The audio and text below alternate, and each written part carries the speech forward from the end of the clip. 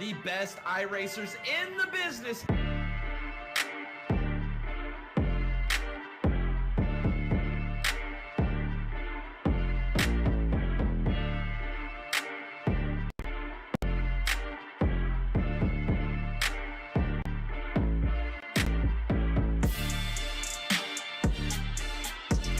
It's the way to do it. We're in the 87 cars here at Talladega. As you see the 15 car grabbing the wall.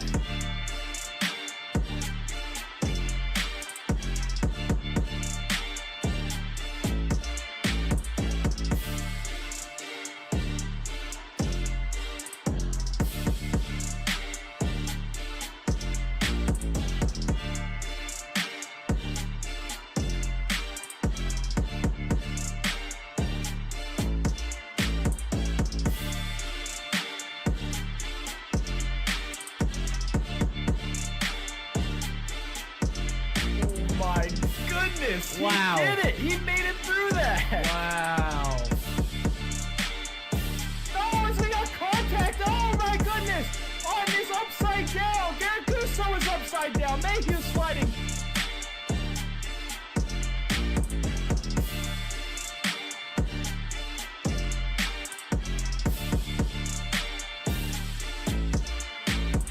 They're not being able to stop the 7 car, losing it. He's into the grass on the tri-oval. He's going to get a penalty for that.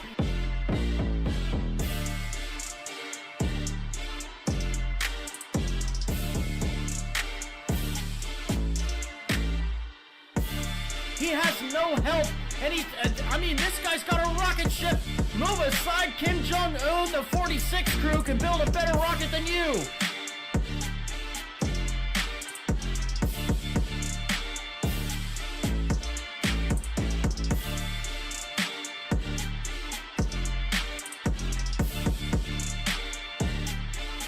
Your Nexus 499 champion is Garrett Gusso. Garrett He is the Gusso. winner of the 499. Garrett Gusso, you are immortal.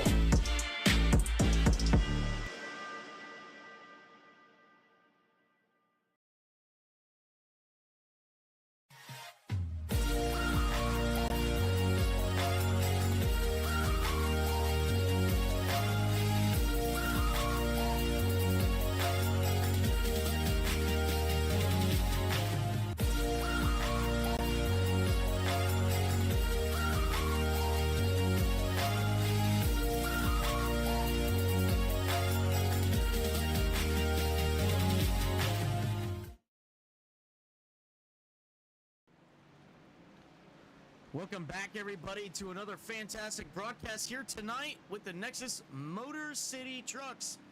We are going to be going around Kentucky, 133 laps here tonight, as some of the best in the business take at the relatively small banking here at Kentucky. First and foremost, though, I got Jay in the booth. Jay, how you doing? Oh man, I'm excited. This is a packed field. I think we have 28 trucks, 28 of the best iRacers in the business here on the platform in this race here tonight at Kentucky. This is going to be a wild race, Tom. I'm super excited to get into this. Absolutely. Well, we're going into qualifying, but let's go into some race info right now for you guys before we go any further here. Tonight, it's the Kentucky 200 with the Nexus Motor City Trucks. We got a track length of 1.46 miles, a track temp right now of 109 degrees, and an altitude of 515 feet. Right now, the weather is 76 degrees ambient, 60% humidity, clear skies, and a 14-mile-an-hour wind. We got 17 degrees of banking in the corners 1 and 2, 14 degrees of banking in the corners 3 and 4. Pace car speed is 55 miles per hour.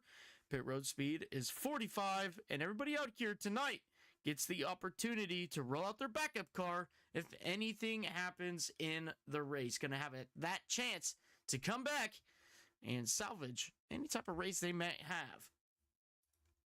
So real quick, we'll go down here to some of the cars on track right now. Noah Blackwell just crossing the line here to start his qualifying run as he comes down into turn 1. He's going to take it all the way down to the bottom here. Nate Catilla going to the top of the board right now with 32.488 as Noah comes off at turn 2 there. You see everybody else starting to hit the boards. Dalton Powell, 31.483. But here comes Noah through 3 and 4.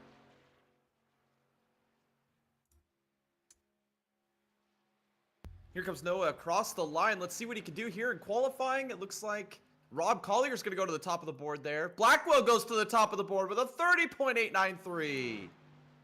Blackwell to the top here for his run. Chris Stange crossing the start-finish line to complete his run. He is going to go P7 at the moment. I believe my timing might be a little messed up here.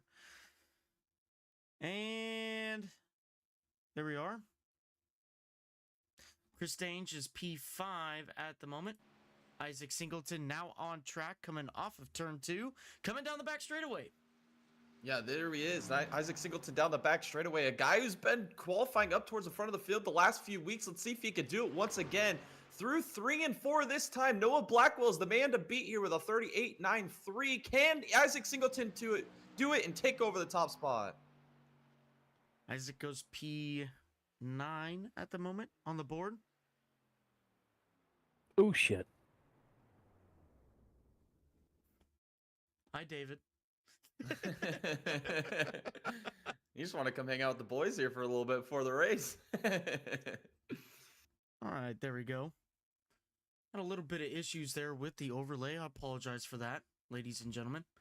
All right, we're on track right now. Scott Bellum, the unreal Eat More Possum machine, coming through turns 3 and 4 right now. As he comes off of turn 4, he's going to look towards the start-finish line to complete his qualifying run. He's going to back it off there at the end. Probably didn't get a good lap in, but currently P21 on the board for Scott Bellum. As we go to Greg Court now, coming off of turn 2. He ran 1 lap already. Best lap right now of a 31.584. But he's going to dive it on down into turn 3 to try and complete his qualifying run. Yeah, here it is. Greg Court through 3 and 4. And Matthew Wood is now the pole man here with a 30.890. Let's see if Greg Court can match it or if he can take the top spot. He's going to cross the line now. He's going to hold on to that. No, he's going to move up to the P13 position. What a drive there by Court with a 31.350. Darren McCabe also went up to that P3 position here in qualifying. And Bill Daniels, he just rounds up in there in the P11 position as now on track. This is SK Steven Dowden. Oh, Steven's getting real sideways in turn 3. It's going to mess up that lap. That was his first lap there, so he's going to get a bad entrance into the next lap as well. He's going to continue on with it. Let's see what... Oh, Darren McCade to the top of the board. A 30.864 for the number 66 machine. Downton's going to go P25. As Brad Haldane now coming across the line for his first lap here. He goes P19. Yeah, we'll see what Brad Haldane can do here in the number 39 machine here in qualifying off of turn number 2. We've got a lot of shakeup at the top of the board. It seems like everybody keeps taking to that top spot, and that looks like that's the end of qualifying there, Tom, right? That's time. That is it. Short qualifying session. That is it. That is it. All right, Darren McCabe taking the pole home here tonight at Kentucky. We're going to go into a warm-up session now, but that gives us plenty of opportunity to bring down Darren McCabe. Let's talk to him for a second. Let's talk about his pole run.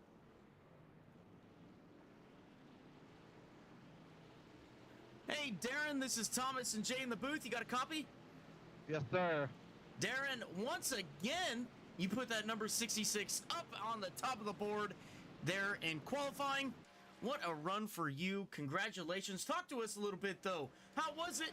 You confident out here tonight running that 66 truck? And what's your plan? What's your strategy going into the race? Well, I'm going to sound like a broken record here, but I have no idea. Like, they just updated the trucks, and I have been trying to figure out a setup all day and have just been struggling. Never sucked any So, ding-dongs. yeah, I've been struggling hard. Qualifying said it was decent, but I have no idea what we're going to do in the race. And me and all of my guys down there have been struggling as well, so I don't know. I don't know what to expect. I'm kind of nervous. But I said that last week too, and it went well. So Well, you also had a strategy last week of just trying to finish the race. In that type of mindset, what is your mindset here for Kentucky tonight? I want to be competitive. I'm just gonna try to save my tires as best as I can. I'm struggling really hard through 3 and 4, so if I can get 3 and 4 figured out, I mean, I have decent speed, but I don't know about the longevity, so I'm hoping for a lot of short runs. Well, nonetheless, a great qualifying run for you tonight. Congratulations on that. I'm going to hand you off to Jay here. Jay, what do you got for Darren here before we take the green flag?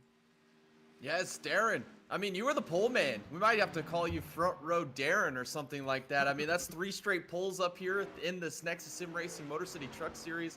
Congratulations on your pole. And, I mean, maybe you're going to have to give me some pointers on how to put a fast lap down here in iRacing, because you've just got it mastered this season so far. And good luck this race, and hopefully we're talking to you at the end of it in victory lane. Thank you. Hope so, especially after last week. I'm still heartbroken about that. Absolutely. Well, once again, congratulations on your pole run for tonight. Good luck in your race. And hopefully we'll see you at the end of the race here. We'll give you an interview. Sounds good, boys. Thank you. All right, that was your pole winner for Kentucky tonight, Darren McCabe. Apologies for those little sound bites we had there. A little bit of a mishap we had going on. But right now, if you look at the board, we got Matthew Wood, a very familiar sight, up at the top of the board right now. Nick Pressey, P2, Thomas Ferrara, P3, Daniels, P4, and Court, P5. Jay, let's talk a little bit about this race now. It's a track we no longer go to IRL, but we have the opportunity to come here in the sim racing world and have some great races. But what's it going to be out there tonight? Oh man, this is going to be an absolute wild card. Unknown. I mean, the new update with the trucks here on iRacing Kentucky, this is the tough track alone as it is. I mean, this is going to get interesting, Tom. We've got a stout field here tonight. I think a little bit of survival is going to be key, mastering the strategy, putting yourself in position at the end of this race if we do have one of those late race restarts to be able to win this race.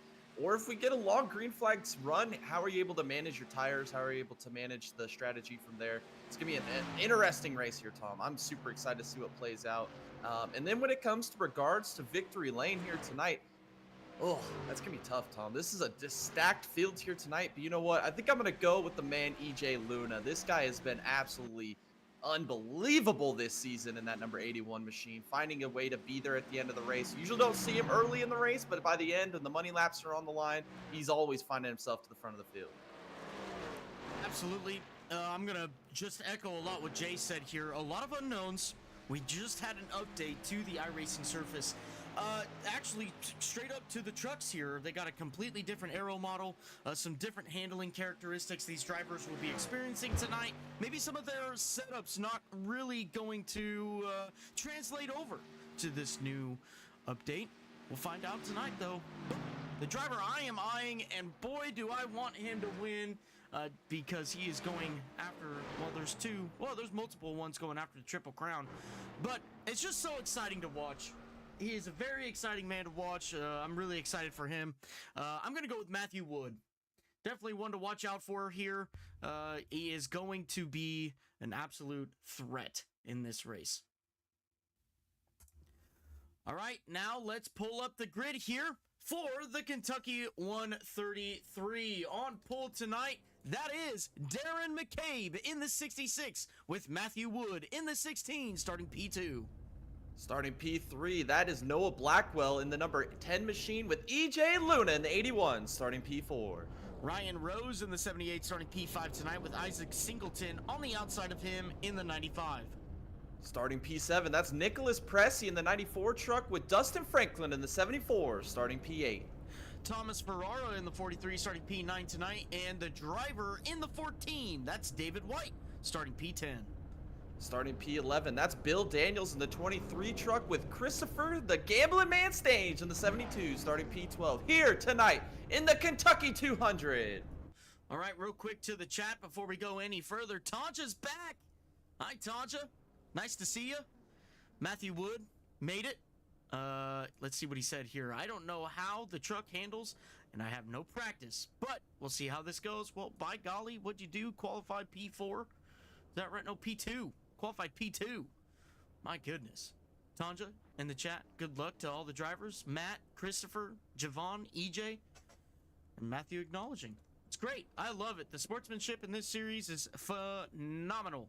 Even in the chat before the race. So now we're waiting for everybody to line up here, get ready to go. 2 drivers, 1 driver left out there, Sean, and he grids. We're going to be watching these guys come off of pit road here in this beautiful fashion that they got on pit road. Look at this. That's beautiful. Oh, man. Yeah, it looks just like that Charlotte race we did a few weeks ago, Tom. It's a beautiful sight here. 28 trucks in the field here tonight, Tom. This has got to be the biggest oval field that we've ever broadcasted in our broadcasting days here at the Dega Boys Broadcasting Network. This is crazy. I can't believe the turnout that we have here tonight at Kentucky. And this field is stacked. I mean, you look from the front of the field all the way to the back of the field. I mean, you can't really, there's, every one of these guys can win here tonight, Tom. This field is absolutely stacked. This is unbelievable. Absolutely, as now we see the drivers taking off of pit road. We're going to be watching these guys go further and further, ready to get this thing under green. You can even see Brad Haldane there. He's getting jumpy. He's ready to go. Here He wants to get this rolling. I love it. It's great. Great. We got Scott Bellum all the way back here, P25. Stephen Downton, P27. Starting last tonight, that's Javon Thompson. All the way back here. He's getting ready, too. Look at that. Love it. He's trying to give us a smoke show there down pit road. I love it. All right, Jay, it's about time. Any last words before we go green flag racing?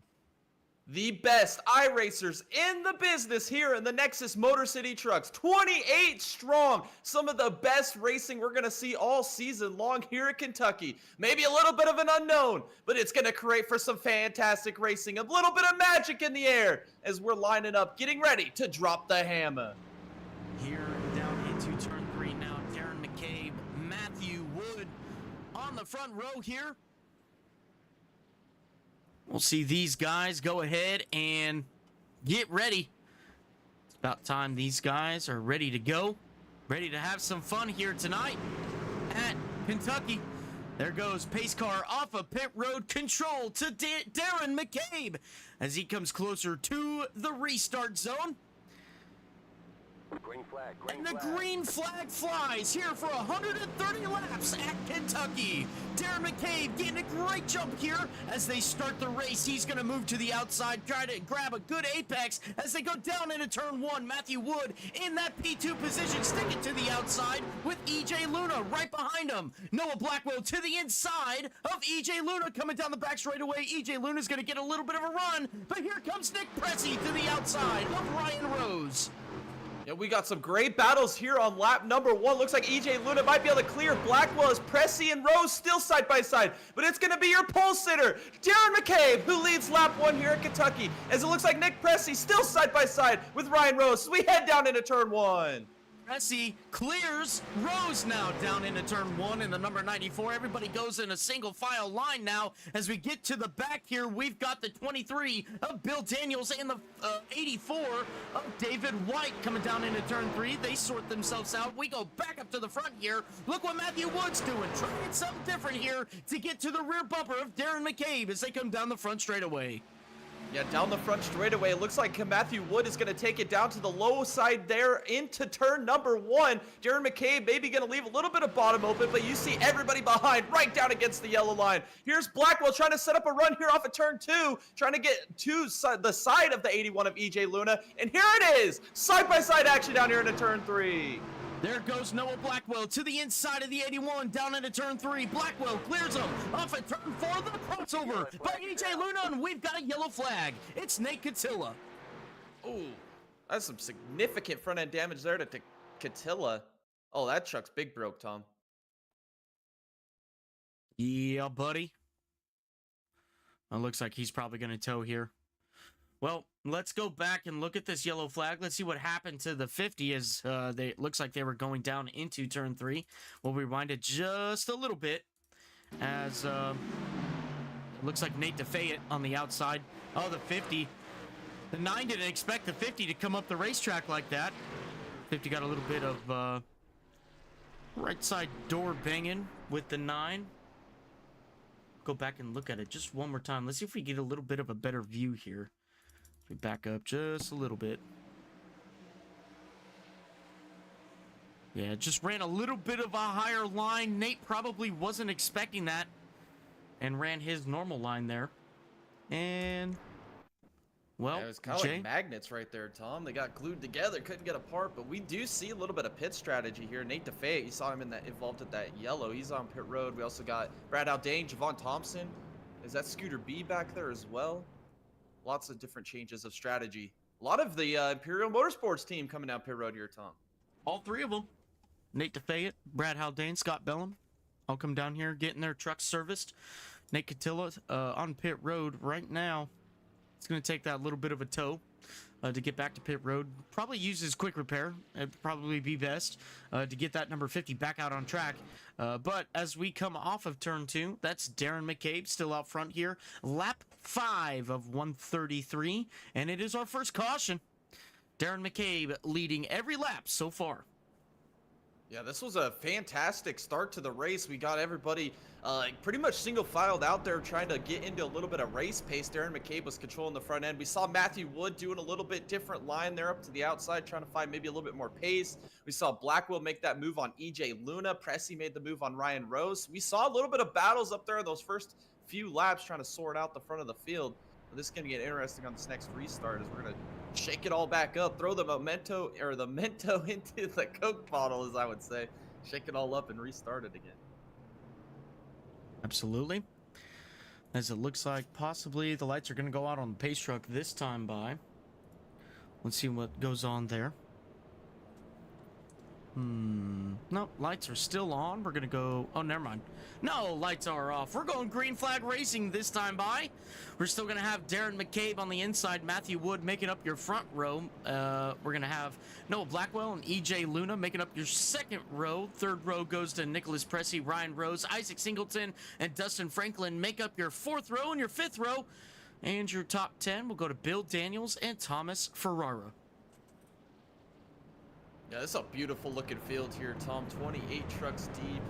Unbelievable car count that we have here tonight at Kentucky. We'll see if this second restart goes as smoothly as that first restart there. Now we're going to see these guys down the back straightaway. Everybody bunched up, ready to go. Green flag racing this time by. We're going to drop the hammer once again here in the Motor City Trucks. Maybe a long green flag run will supersede this, as they all come down into turn 3. Front 2 runners there. Darren McCabe on a pole winning streak right now. Was it 3, Jay? 3 in a row? 3 in a row. Yeah, that's crazy. Unbelievable. What a run for him so far. We talked to him a little bit. If he could translate those poles to on-track performance, on-track finishes, he'd be a lot happier man. As the pace truck comes off the racing surface, and McCabe getting closer to the restart zone here. We're looking to restart this race. The 66 on the inside grabs the green flag, and he gets a great jump over Noah Blackwell and Matthew Wood. Out on the outside there, Matthew Wood, his teammate to the inside of him, the NJB Designs racing team, as they come down into turn 1. It's the 10 and 16 battling it out for P2, and it looks like Matthew Wood's going to struggle a little bit off of turn 2. Coming down the back straightaway, here comes Nick Pressy to the inside of Matthew Wood in turn 3. Yeah, Nick Pressy to the inside of Matthew Wood, as it does look like Blackwell did clear Matthew Wood side by side for P3 now. Pressy to the inside, Matthew Wood to the outside, across the line. It looks like Matthew Wood's going to hold that P3 position by a nose as we dive back down here into turn 3. Pressy's trying to make it work to the inside. EJ Luna's lurking back here in P5.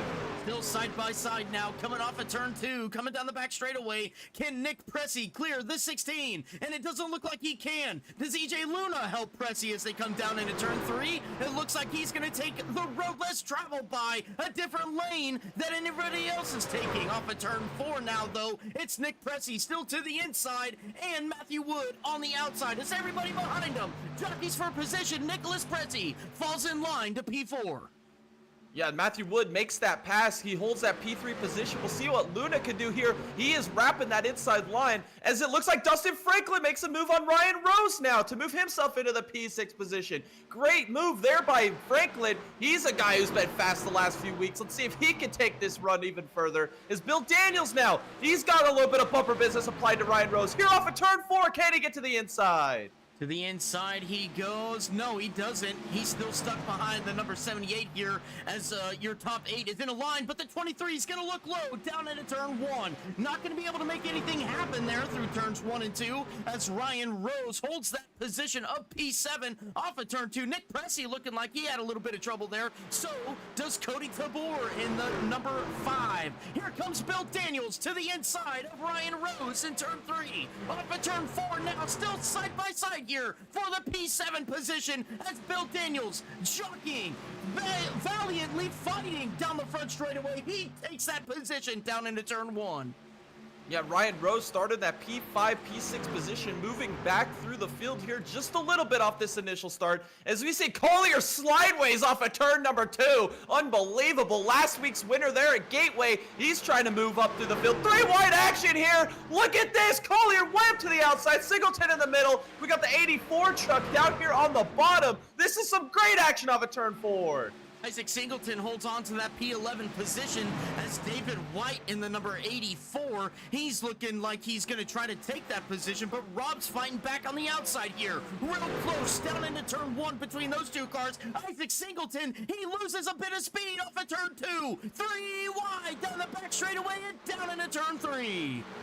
We're still 3 wide action here in Kentucky. This is unbelievable. We got Singleton. He's going to lose that inside position, or that middle position. He's sideways off of 4. Oh my goodness. Greg Court's trying to go to the outside. We're bumping. Oh, Singleton gets a little sideways. Does he save it through the grass? And he's still flying as we see Craig Court go by. Here comes SK to the outside of Amberg. Amberg gets a little tight. This is incredible racing here in Kentucky as we battle off of turn 2. Off of turn 2, these guys still trying to stick it out here as Rob Collier still fighting with David White here. He's looking to the outside of the number 84 through 3 and 4. Look how close he gets. Oh, he's getting loose all over the rear bumper there of the 84. The 84 comes into a defensive position. Doesn't let Rob Collier by. Across the start-finish line, Chris Staines going to look to the outside of Rob Collier now. Down into turn 1, side by side for the P12 position. As now Staines is lurking on the outside off of turn 2. Rob Collier is going to fall in line with the 84 of David White coming down the back straightaway. A drag race down here into turn 3. Yeah, down here into turn 3, Staines way up to the outside, making it work. Collier down here on the bottom. Greg Court's going to get right in line here behind Collier off of turn number 4. This is some side-by-side action again across the line. Can Chris Staines clear Rob Collier as we get down here into turn 1? He's still working the outside line, making it happen. He is going to clear Rob Collier in the middle of 1 and 2. Great job there by Staines. That's going to put him up to the P12 position. Moving back up to the front here, EJ Luna coming under attack by Dustin Franklin. Now down into turn 3, the 74. He looks low inside of the 81 through turns 3 and 4 as they come off at turn 4 now. The 74 of Dustin Franklin looking to make that position to the P5 or take away the P5 position. What's going on with Nick Pressey here? To the inside, he lost a little bit of time down the front straightaway. He's losing positions. Nick Pressey now in the P5 position at the 84. Oh, he gets turned. The 74. It's He saves it! in the middle of turn 22. He does not save it to the inside. The 94 hits the wall, and it looks like his race is going to be at a turning point here as the caution does fly. What a change of events for Nicholas Pressey as he was coming down the front straightaway real slow there and just kind of got wrapped up in somebody else's battle. Yeah, that's interesting. We might have to do an onboard with Pressey because something went awry there with that 94. He was significantly off the pace down that front straightaway, Tom, and that's where that whole thing got set up. He might have still been slow even going into turn 1. That might have been what initiated the contact. Let's see here as the 94 goes down the front straightaway. He's just not on the gas.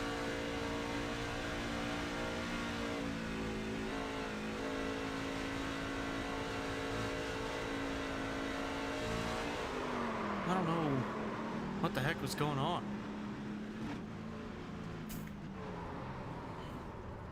Yeah, I'm not sure what was happening there with Nick Pressey. That's a weird scenario. Maybe having some issues with his with his rig there. That was unfortunate. He was running right up there in the P4 position, and then it kind of just went awry there. I don't think Dustin Franklin really expected the 94 not to be up to speed there. That was an interesting scenario there, Tom. Absolutely. We got a couple of pit strategy calls going on now. Rob Collier coming down pit road. Steven Doughton, Isaac Singleton, Daniel Maddox, Brad Haldane, Scott Bellum, Sean Doan, and Nick Pressey. Pressey probably going to take that quick repair here. Let's keep our eyes on that 94 as he gets into his pit box. I would expect a quick repair here for sure by Pressey. We will see, though, as he's going to get into his box now. See the right side he took it. Up. Yeah, he did. So the 94, using up that backup car that he has early in this race, lap 18, our second caution of the night. Jay, I do have to say here, that number 94 paint scheme, I'm digging it. I like that retro look to it. The 94 and the big circle on the door. And the lines going down it as well. I like the 94 on the rear bumper cover. It's kind of beautiful. Yeah, that's kind of the trademark there of Nick Pressey. If you've seen him in any of these series that he runs in, he's always got some cool throwback scheme. He's like a racing historian. I mean, if you ever get a chance to talk to Nick Pressey, I mean, this guy knows more that I could never hope to want to or even imagine knowing. He's definitely a racing guru. Guru. There you go. That's the right word for it. It's a fun chat whenever you get a chance to talk to Nick Pressey. Nick is one of those guys where you'll be talking about a modern day race, and then out of nowhere, Nick will go like, "Oh yeah, that happened in 1972 with X and X." It's unbelievable what this guy knows. It's crazy. Wow. He's fun to talk to because he'll string up things that you're just like, dang, I never even knew that, or I forgot about that. And yeah, he's a fun talk. If anybody ever gets a chance to talk to Nick Pressey, for sure. Yeah, I agree. All right, we'll go back up to the front here. Darren McCabe in the number 66 still out front. We've got Noah Blackwell P2, Matthew Wood P3, EJ Luna P4, Dustin Franklin going to round out your top 5. P6 goes to Bill Daniels, and then it's Cody Tabor, Ryan Rose, Thomas Ferrara, and David White, rounding out your top 10. Let's do some notables here. Rob Collier, all the way back in the P20 position. We've got Javon Thompson up in the P16 position. Dalton Powell, P13. Greg Court, P12. Chris Stange, P11. Some of the guys who have been relatively strong in the past couple of races here at the Nexus Motor City Trucks, as these guys come down into turn 3. But still a lot of race in front of us. We're going to go across the line to complete lap 19, get on lap 20, and it looks like we're going to go green flag racing with 20 on lap 21. We'll see here in a second. It looks like everybody's starting to stack up anyways. Maybe jump at the gun a little bit on my end if I am wrong. But we're going to find out here in about 5 seconds as the pace truck crosses the start-finish line. Lights are off, and we are going to go green flag racing this time by. As we see Scooter B dip down pit road one more time. Maybe a little strategy call here. Put a little bit more fuel in this one machine. They eat more possums forward. F-150 down pit road right now. That's just a beautiful scheme as well. I love it, man. Scooter B, oh, Scooter B repping this awesome paint scheme. But this is going to get interesting on this restart, Tom. We've seen the speed of McCabe being able to control this race. It looks a lot like last week at Gateway, where he was the pole sitter, controlled the beginning of the race, and got maybe a little bit strategy games got played there to take the win away from him there. Blackwell is up here on the outside. He's shown a lot of pace. He's made some moves early, got by Luna, got by the 16 of Matthew Wood. We'll see what he can do on the outside on this restart. And maybe we'll see Matthew Wood have a little bit of speed here on this beginning restart as well, as he's lost a position since the start of this race.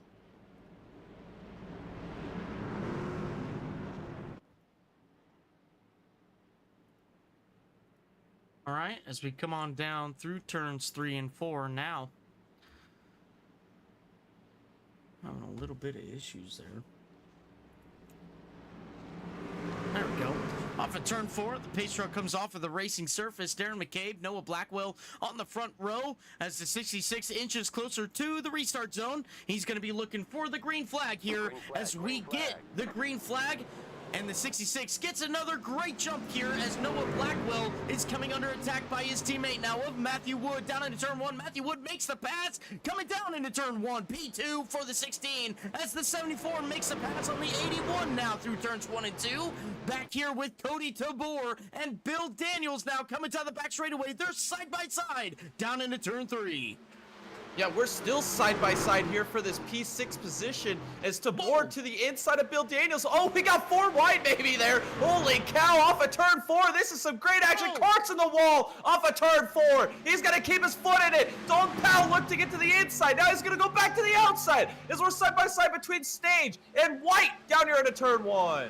Stage and White still side by side now for that P10 position off of turn 2 and coming down the back straightaway now. Everybody else in front of him, single file as Ferrara almost gets to pass by the 84 David White. David White making up that position to P10, now looking for P9 as he's trying to go after Ryan Rose here in the number 43 off of turn 4. They're going to come down the front straightaway here. The 43 is going to try to grab a little bit of a draft and get around the 78 down into turn 1. Let's see what he can do in the coming corners. He's going to look to the outside. Yeah, that's Thomas Ferrara up there in the 43 machine up against the boards here at Kentucky off of turn 2. He's currently holding on to that P9 position behind Ryan Rose. Is now Stage is going to go side by side with White again here into turn 3. Stage working this outside line. Really kind of trendsetter up there on the outside. Finding some speed, finding some pace. Is now it looks like Greg Cort's going to get to the inside of Stage as we cross the line.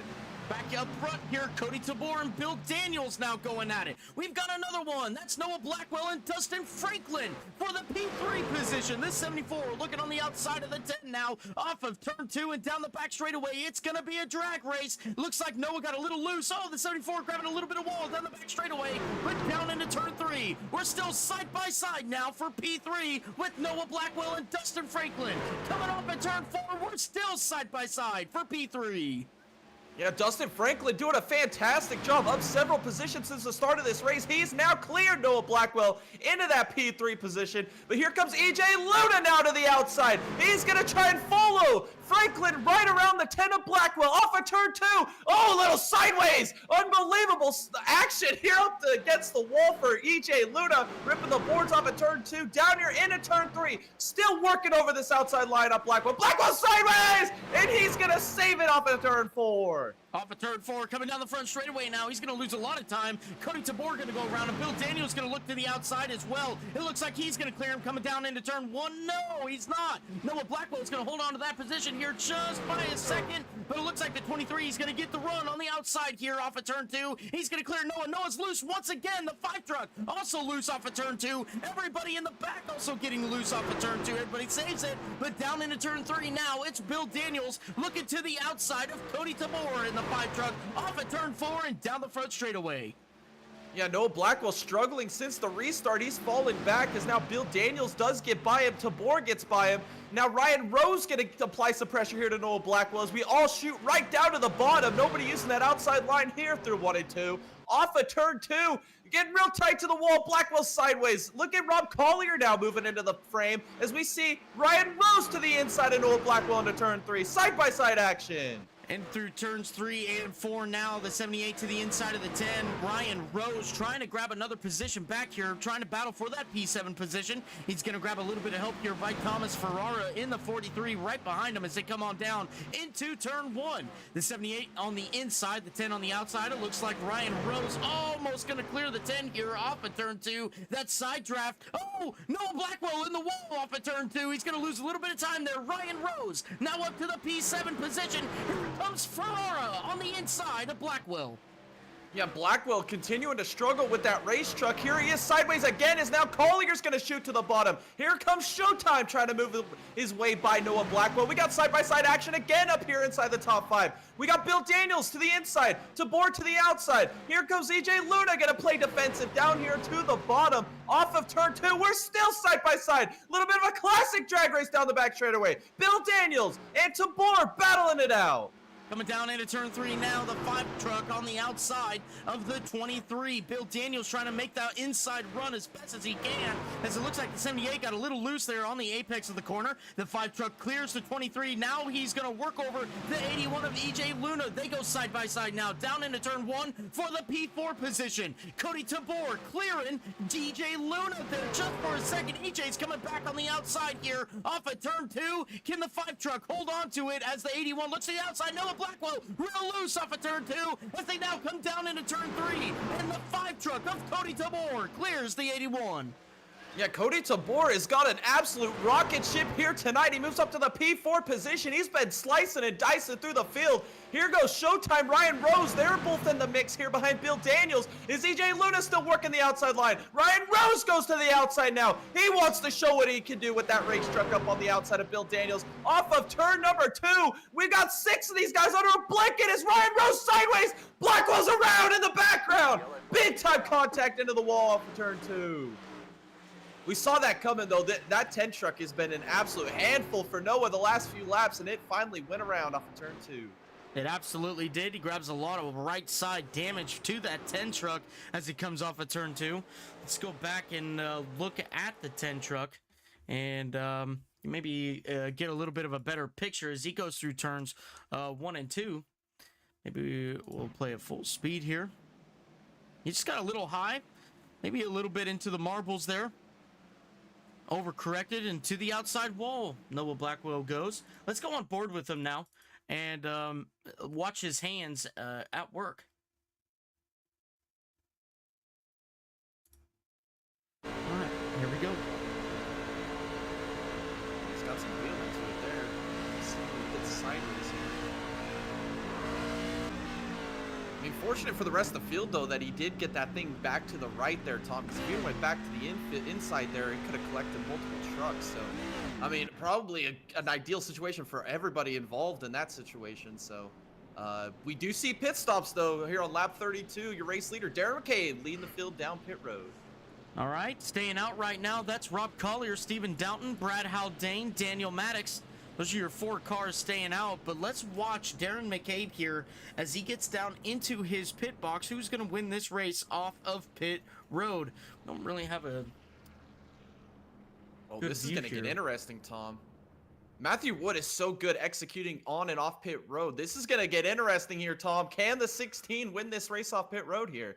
Here they come. Here comes the field. The 74 looking to take over the position from Matthew Wood. Not going to happen. Matthew Wood holds on to that. Cody Tabor, 78, 43, 84, 94, and a 3 wide coming across the line there for pit road. The 45 and 51 also going at it there. That's the Darius Days, Dalton Powell.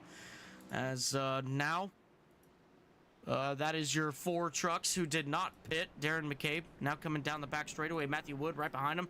Dustin Franklin coming off P3. P4 goes to Cody Tabor, and Ryan Rose coming off pit road P5 in the 78. Coming down in turn 3 now. Thomas Farrar, David White, Nick Pressey, Ethan Amber, Greg Court, Noah Blackwell, Javon Thompson, Dalton Powell, Darius Days, Isaac Singleton, and Bill Daniels make up your top 20 right now as we're coming through 3 and 4. Rob Collier out front. Yeah, this is interesting here by Rob. I don't think he's made a pit stop so far this race, and we saw maybe a little bit of tire degradation. Did he make a pit stop there, Tom? Let's find out. I know that Stephen Dowd, Brad Haldane, Daniel Maddox did make pit stops. They did. Yeah, okay. That makes more sense. That paints a better picture here. Okay, so he's got pretty much same strategy right now as we do with Stephen Doughton. Brad Haldane did make 2 pit stops, so he might have a little bit more fuel in that machine. It's going to get interesting. Now we're going to have to see Darren McCabe, Matthew Wood.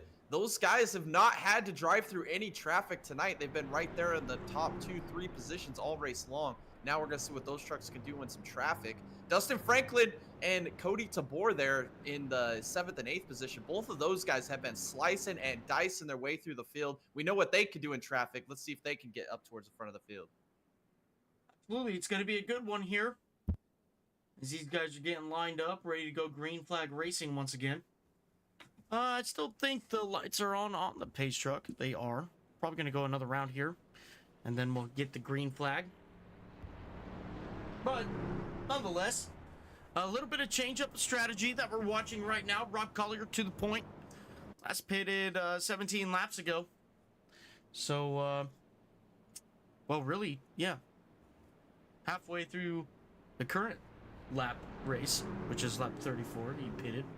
So, he's only got 17 laps on those tires. We'll see how he does. This is going to be very interesting. These guys are going to learn a lot for potentially end race. And what they could experience on some old tires on a restart that might be the final restart. Yeah, exactly. That is exactly what I was thinking to there as well, Tom. If we get one of those late restarts, see what these guys can do here on this restart with a little bit older tires. As we have 99 laps to go in this race, we've crossed the quarter mark as we see Stange dive down pit road. Maybe a little bit of strategy as well here to get some fuel in that machine. We know this is the Stange strategy, the gambling man. Gonna do something a little different here to get some fuel. Having maybe a little issues on entrance into his box, but it looks like he'll be fine. Get that thing going and catch back up to the field because the lights are out on the pace vehicle, Tom, and you know what that means. Green flag racing this time by ladies and gentle cars. It's going to be Rob Collier and Steven Doughton making up your front row. Brad Haldane, Daniel Maddox, all these guys who pitted 17 laps ago. They are going to be on the front two rows. And then your fresh tires of Darren McCabe and Matthew Wood. They're going to make up the line of fresh tires. We're going to see how much how much tires mean here early in this race. We're going to be crossing the line to complete lap 35 once we get the green flag. Pace truck's going to come off of the racing surface here and give control to Rob now as he comes off of turn 4. These guys are going to be inching closer to the restart zone. Let's see what Rob can do here on this restart, a critical restart here, to learn something. As the green flag flies, the O2 gets a great restart there. Brad Haldane gets a great restart as well. Steven Doughton maybe slacking just a little bit there as Darren McCabe goes right by him now, down into turn 1, side by side for that P5 position. Dustin Franklin goes right around him. Look at Darren McCabe to the outside of Brad Haldane off of turn 2, coming down the back straight. Oh, big wreck in the back. Oh, that's a lot of cars, 6 cars, 8 cars, 10 cars involved here. Oh, the big one here at Kentucky. We're still wrecking, Tom. Holy cow, what happened? Pressy's involved. Oh, yeah, he doesn't have a quick repair left. He just used his. That is unfortunate. We'll have to go back and take a look. I just saw the 5 of Tabor. He was dead sideways down the back straightaway, aimed at the outside wall, and then we saw about 5 or 6 of those cars take some massive hits to the inside wall there. All right, let's see what happened here. Oh, Tabor. Right there. Let's see if we can... Is that Singleton to the outside? Maddox. No, it's Maddox. Looks like maybe the 5 truck. Oh, it's netcode. There's a little bit of net code there. They were going to make some contact anyways, but... Oh, Bill Daniels involved. 45, 95's involved. Singleton. There's Nick. R.I.P. He was one of the guys that... Yeah, R.I.P. Yeah, he was one of the cars that was aimed at that inside wall. We'll have to see. Maybe, yeah, an onboard might be a good footage here. Yeah, there's nothing he could have done. It was just, it was over before it even started there for him. Blackwell's involved as well. I don't think he has a quick repair remaining as well, so that could be race detrimental there for Blackwell. Let's see what happened to Blackwell here off of turn 2.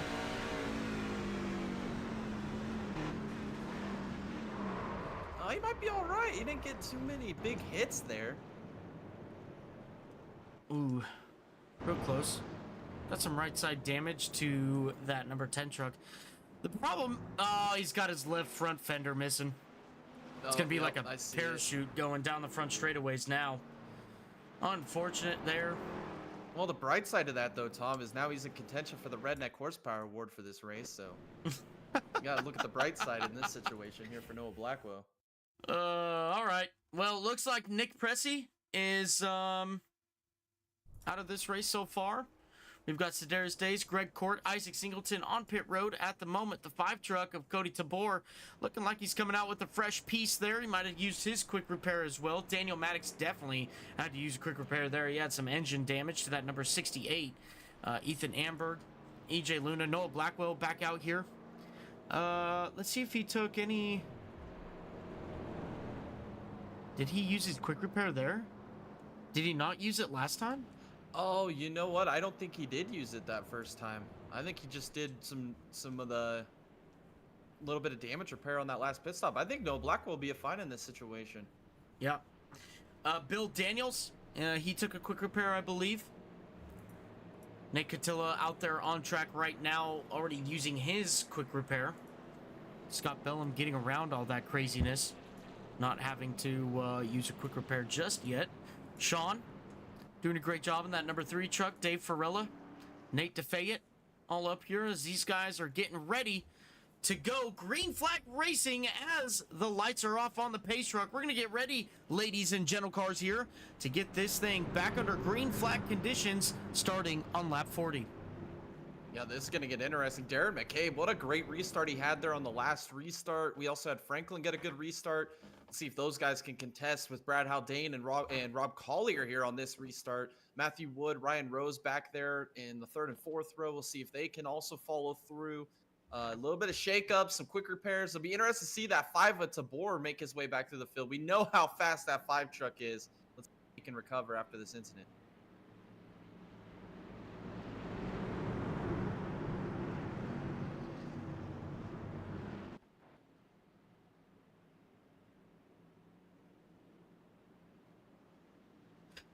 All right, ladies and gentle cars, we're coming through turns 3 and 4 now. Oh, got a guy in the grass. What's going on there? Is that Nate DeFayette? Something happened there. But regardless, we're going green flag racing here. Rob Collier, Brad Haldane on the front row as they inch closer to the restart zone. The green flag flies here for Rob Collier as he gets another great restart here. Darren McCabe following in his track as Brad Haldane still on the outside of the 66 going down into turn 1. Dustin Franklin trying to find a way around him. And here comes the 66. He clears Brad Haldane in turns 1 and 2. He's looking to the outside of Rob now. He shuts the door. Where's the 66 go now? To the inside. We're wrecking in the back. Yep, there's Catilla. He's around. Bill Daniels is involved. He just got off pit road. Unfortunate. I'll have to go back and see what happened there off of turn 2. Turning into a race of survival here tonight, Tom. Let's see what happens to the 50 here. Looks like he just got a little loose mid-corner. Collects Bill Daniels just a little bit there. Bill Daniels making a little bit of inside wall contact. Lots of contact for the 50. A little bit of a tank slapper there for Bill Daniels with that left side. Kind of pancaked it to that inside wall. Did he use his fast repair on that last caution, though? That's going to be interesting to see. I think he did. I think he did. Yeah, he's going to take some damage repair. Get some tires on that thing. I do like that Menard scheme, though. That's like the old Crafton scheme from back in the day. I like it, too. I think it's, adds some colors to a rather dull colored asphalt, pavement, concrete, whatever you want to call it. Here comes Brad Haldane down pit road. Yeah, I wonder if he decided that those older tires just were not going to work. He was struggling on those restarts, dropping positions. I think maybe this is another strategy call. Let's go get some tires on this thing. It is kind of turning into a race of attrition. Maybe we could survive some of the carnage here. Maybe put some more fuel in it. Yeah, that's exactly what he's going to do. I like the strategy by Brad, kind of shaking it up a little bit here. Got a couple more guys behind him. Nate Catilla, Isaac Singleton, Greg Court, Sedaris Days, Bill Daniels still on pit road here. Looks like he is going to go a lap down. Maybe a little bit more issues than we were assuming that the 23 had. Trying to get as much damage repair as he can as he comes off of pit road. Now we'll go back up to the front here where it's Rob Collier leading this pack. Off of turn 2. Lights are still on the pace truck. We're going to go around a couple more times here before we hit another green flag. But what a job Rob has done with those old tires to stay out front.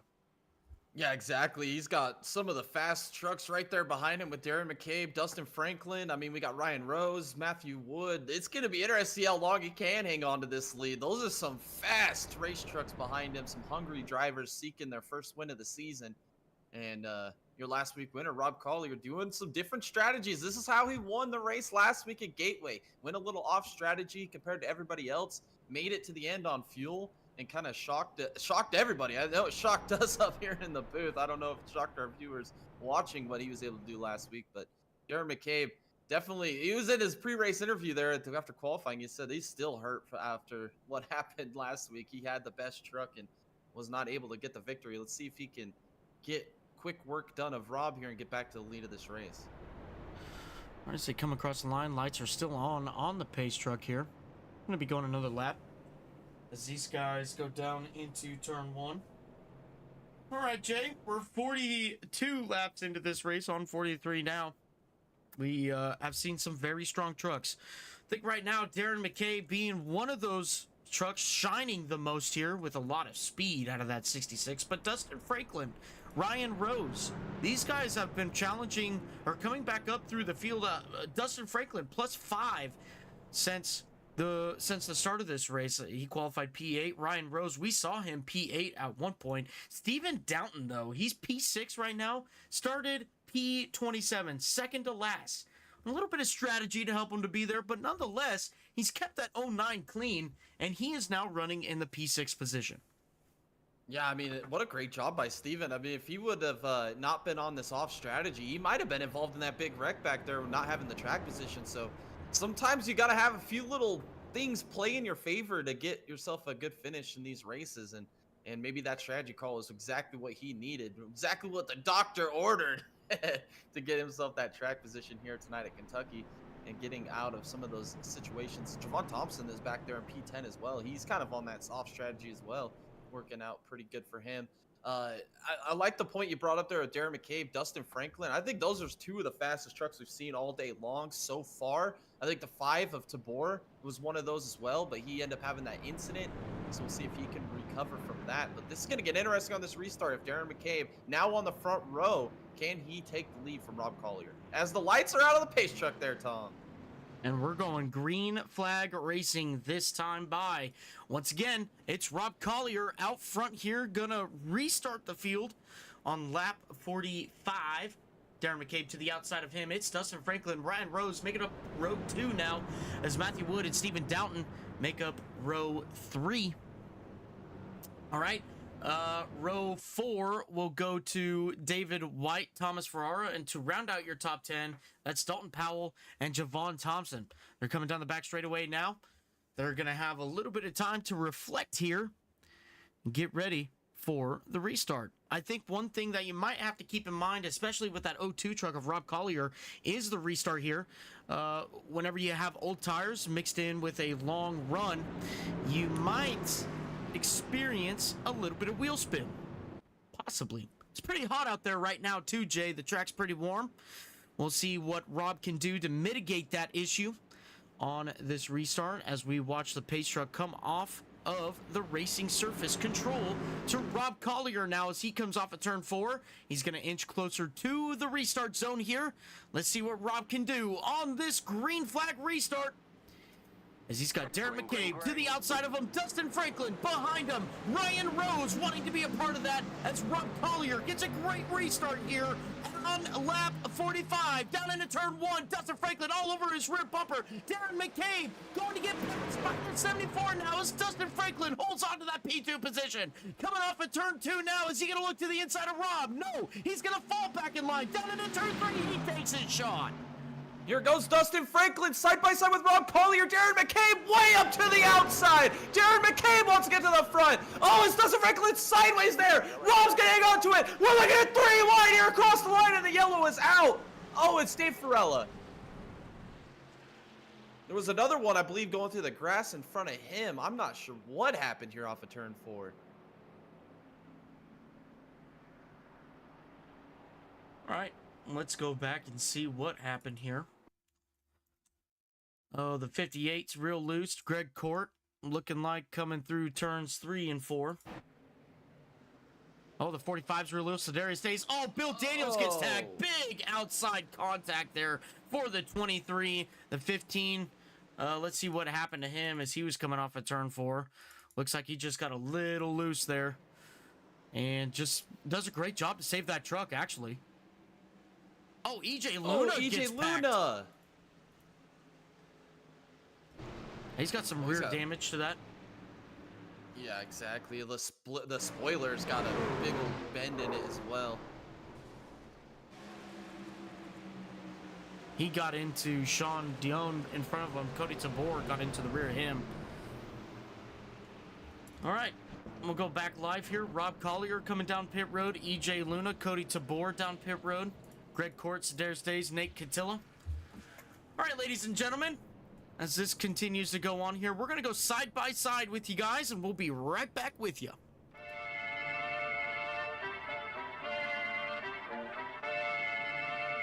The best iRacers in the business.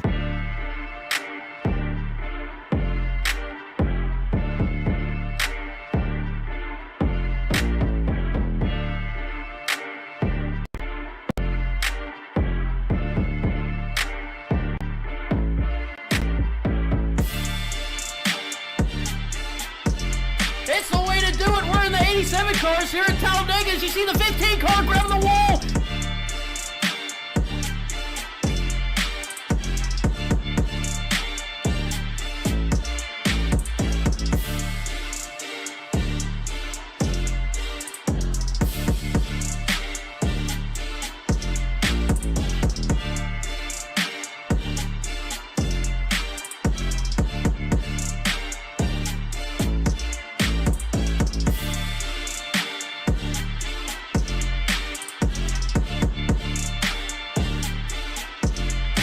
My goodness! Wow. He did it! He made it through that! Wow. Oh, we got contact! Oh my goodness! On this upside down! Garrett Gusso is upside down! Mayhew's sliding!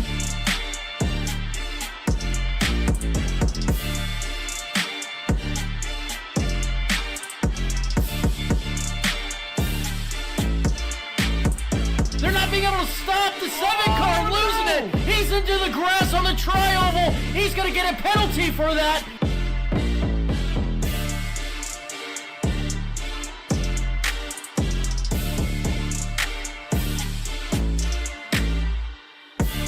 He has no help, and I mean, this guy's got a rocket ship. Move aside, Kim Jong-un, the 46 crew can build a better rocket than you.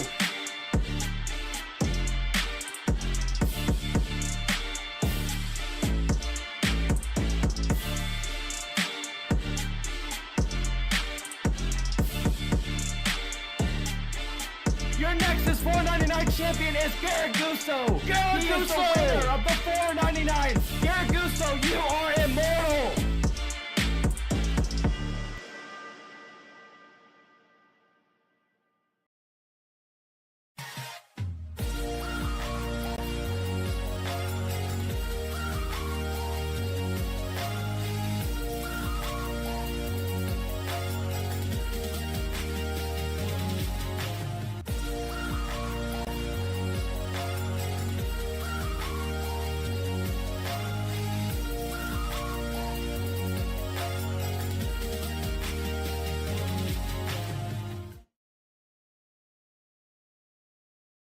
All right, we're coming down into turn 1 now. Lights are off on the pace vehicle. We're going to go green flag racing this time by. On the front row now, that's Darren McCabe and Dustin Franklin. Dustin Franklin leading this race at the moment. Matthew Wood, Ryan Rose making up your second row. Row 3 goes to David White and Dalton Powell. Thomas Ferrara, Javon Thompson making up row 4. And row 5, that goes to Chris Tange and Noah Blackwell. Look at the rebound that Noah Blackwell is having right now. Back into the top 10 for himself. A great run so far. But as we go back to the front here, it's Dustin Franklin. A great run for him, too. Started P8 tonight, up to P1. Yeah, this could be a great restart. Now we got Dustin Franklin, Darren McCabe, two of the fastest trucks we've seen all night long right here on the front row to battle it out here for the race lead, as we're going to have start lap 50 when we get the green flag. All right, through turns 3 and 4 now. We're going to watch that pace car come off of the racing surface and give control to the 74 of Dustin Franklin. As he comes off of turn 4, he's going to inch closer to the restart zone here. The 16 already all over the rear bumper of the 74, ready to get this race back under green flag conditions.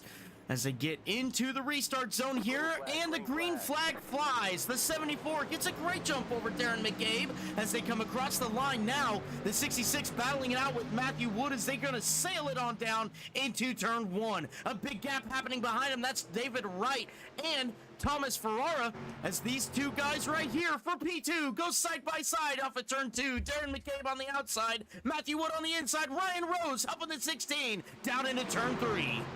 Here it is, Darren McCabe, though, fighting back on the outside. Look at this 66 truck as an absolute rocket ship tonight. Here he is to the outside of Dustin Franklin for the race lead. Unbelievable across the line. Dustin Franklin will lead that lap, but Darren McCabe still side by side, down here into turn 1. To the outside, look at the move that he's making. Rolling the outside, going right around Dustin Franklin off of turn 2. Coming down the back straightaway now, the 66 holds on, but the 74 tucks in. What does Matthew Wood do now as they come on down into turn 3? He was all over the rear bumper looking to make a pass here. He's going to go way high, ripping the boards here in turns 3 and 4, all the way up to the wall. He's going to grab a good run here. Maybe it's not going to be enough, though. He's going to grab a big draft as they come down the front straightaway. But back here, Chris Stage leading the outside lane on David White as they go down into turn 1.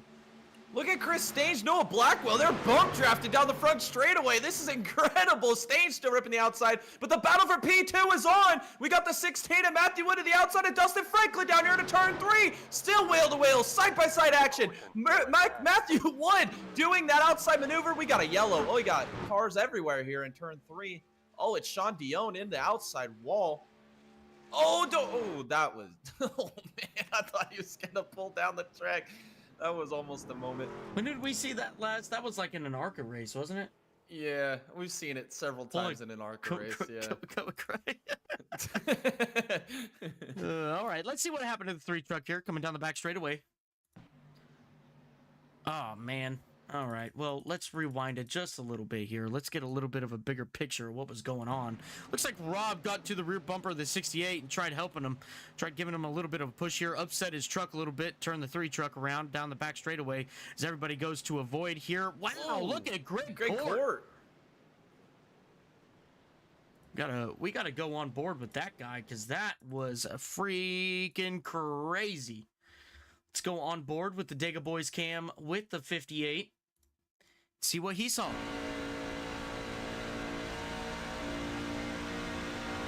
Come down the back straightaway. There's the 3 truck being turned there. Oh, wow. I like the strategy. Aim for the smoke. And that's exactly what he did. It worked out perfect for him. It really did. Great run by him. Or great job by him. Greg Court coming down pit road now. Nate Catilla as well. And the number 50 Toyota Tundra. Greg Court. Having some good runs here lately in the Nexus Motor City trucks. I'm sure he could salvage a good run out of this here at Kentucky. On our 7th caution now on lap 54. As these 2 guys come down pit road, everybody elects to stay out for the most part here. Darren McKay leading the pack off at turn 2 now. Come down the back straightaway. Maybe a little bit of a shortened caution we might see here as none of the front runners went to come down pit road. We'll see, though, as the 66 now comes down into turn 3. Yeah, Darren McCabe, what a great job he did on that outside line there. It threw 3 and 4, made it work out around Dustin Franklin. We saw Matthew Wood also challenge to the outside of Dustin Franklin before that caution came out. This has been a great battle up at the front of the field. These guys are putting on an absolute show, racing for the lead up here. It's going to be interesting to see. Now we're going to have Darren McCabe control this restart now. We saw Dustin Franklin get that amazing jump on the last one. We'll see if Darren McCabe can replicate that with the control now. Matthew Wood will be on the inside. Ryan Rose will be up on the outside. This is going to be interesting, Tom, when we go back green. Right. Let's see. The lights are still on the pace truck as he crosses the line. We're going to go around another time here before we go to the green flag.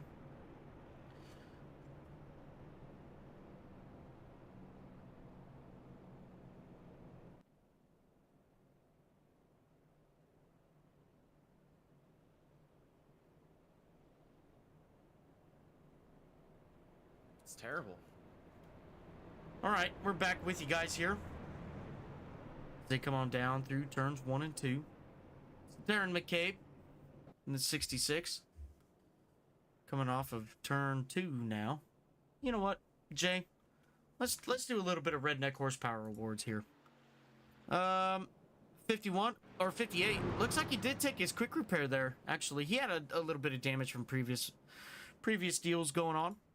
Yeah, I think Attila might be the leader of this so far right now. That I think he took one too. Because I was just looking at that. His front end is pretty good there. The spoiler's got a nice little curve in it though. Oh, it sure does. That right hand side. Okay. But if you look in front of him, Sean in the 3 truck, he's got some good damage there too on the rear end, on the side there. I think, yeah, he's got some rear end damage, some left side damage there. I think that takes the cake for now. Let's go up to Steven Downton. He's got a pretty clean truck. Sedaris Days, he's got a pretty clean truck. So does Dave Farella, if we look to the left side of it. Yep. EJ Luna, he's got a pretty clean race truck. I'm trying to look at that rear spoiler there, see if he's got any damage there. He got a little bit of damage there earlier in the race, but it looks like he may have taken his backup car as well. Isaac Singleton got a pretty clean car there. Rob Collier got pretty clean as well. Cody Tabor, pretty clean. Let's see, Arabia Caton, pretty clean. Nate DeFayette. Everybody lining up here, though. I don't think there's much damage through the field right now, as we've seen a lot of people take their quick repairs. So I'm gonna jump the gun a little bit here. Sean Dion, congratulations on your Redneck Horsepower Award on lap 56 here. But we're gonna go back up to the front here because we're side by side. And the lights are off on the pace truck. We're gonna go green flag racing this time by. Yes, we're going to get another attempt here at a restart. We'll see if this inside line, led by Darren McCabe, can get a good jump here on the outside of Dustin Franklin. Can Dustin Franklin match it and get a good start there on the outside? He's got Ryan Rose behind him. Can they work together maybe on this restart to get a good run down into turn 1? We're going to find out when we drop the hammer. All right, through 3 and 4 now. Darren McCabe, Dustin Franklin on the front row here. We're going to watch that pace truck come off the racing surface. Give control to Darren McCabe as he comes off of turn 4, inching closer to the restart zone.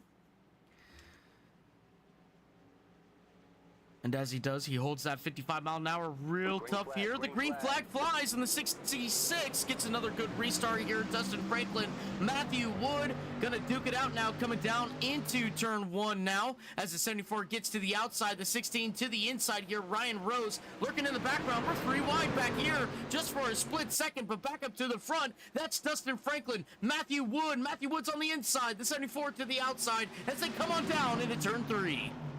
Yeah, Matthew Wood with a big run down into turn 3. He's going to clear Dustin Franklin, but Dustin Franklin trying to get right back to the bumper. Bumper business to the back of Matthew Wood through 3 and 4. Unbelievable action. Look at Stage up here in the P5. He's hounding the rear bumper here of the 78 of Ryan Rose now. Down into turn 1. Stage goes back to the outside. A trendsetter on the outside. He is side by side with Ryan Rose off of 2. Coming off of turn 2, still side by side here. Chris Stange to the outside in the 72. He's going to dab it on down into turn 3 here. Gonna rip the outside. Maybe make a little bit of a Matthew Wood line here. Is look at Noah Blackwell now coming off of turn 4. They're going to be going at it here as look at Noah Blackwell gets around Ryan Rose across the line and down into turn 1. Yeah, down here into turn 1. We got Stange up to P4 now. We got Blackwell up to P5. Ryan Rose losing a couple spots since the restart. As now we got side-by-side action. That's Dave Ferrara, or Thomas Ferrara, excuse me, to the inside of White. They're going to go side-by-side down into turn number 3. It looks like White using this outside line. This outside line was racy here tonight. Off at turn 4, it looks like Thomas Ferrara is going to clear White here. Yep, coming down the front straightaway here. White might be trying to make something happen on the outside here. He's not going to have enough room there.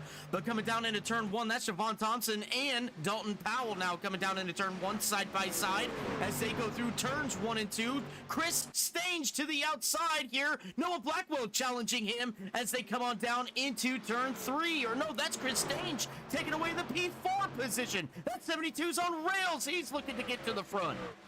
Yeah, here it is. Stange going to open up a little bit of a gap on Blackwell off at turn 4. They see Dustin Franklin just up the road from them. Can they challenge to get onto the podium positions here on lap 61 as we dive down here into turn number 1. You see Stage still using that outside line. Blackwell ripping the bottom line, trying to get some speed built up here off of turn number 2 as we got a little bit of side-by-side action back here. That's White and Thompson side-by-side down the back straightaway as Javon is working this outside line. He's trying to get to the outside of Ryan Rose now off of turn 4. Javon ripping the boards up here in 3 and 4 off of turn 4. He's still to the outside of White. He's going to try to get to the outside of the 78 of Ryan Rose now as they come across the start-finish line. Where does a 51 go? Is he going to help Thompson down into turn 1? Looks like he's going to try and help the 93, but he's going to go back down to the lower line through turns 1 and 2. No, he's not. He's going to stay high here, stay right behind Thompson down the back straightaway and help him get a little bit of a run. The 93 got a little loose, but down into turn 3. It looks to be 3 wide here, almost. Yes, we are 3 wide through 3 and 4. It's Thompson, Rose, and White off of turn 4. Yeah, we're still 3 wide here through the tri-oval. White down to the bottom as you see Ryan Rose trying to fight back in the middle. The sandwich here. Javon does not stay 3 wide to the outside. Ryan Rose getting a little tight there. Javon to the middle. We're going to be 3 wide again off of turn 2. This time Dalton Powell's going to make it work on the bottom. Ryan Rose still battling, maybe struggling a little bit here on the outside as we see Ethan Amber get to the picture.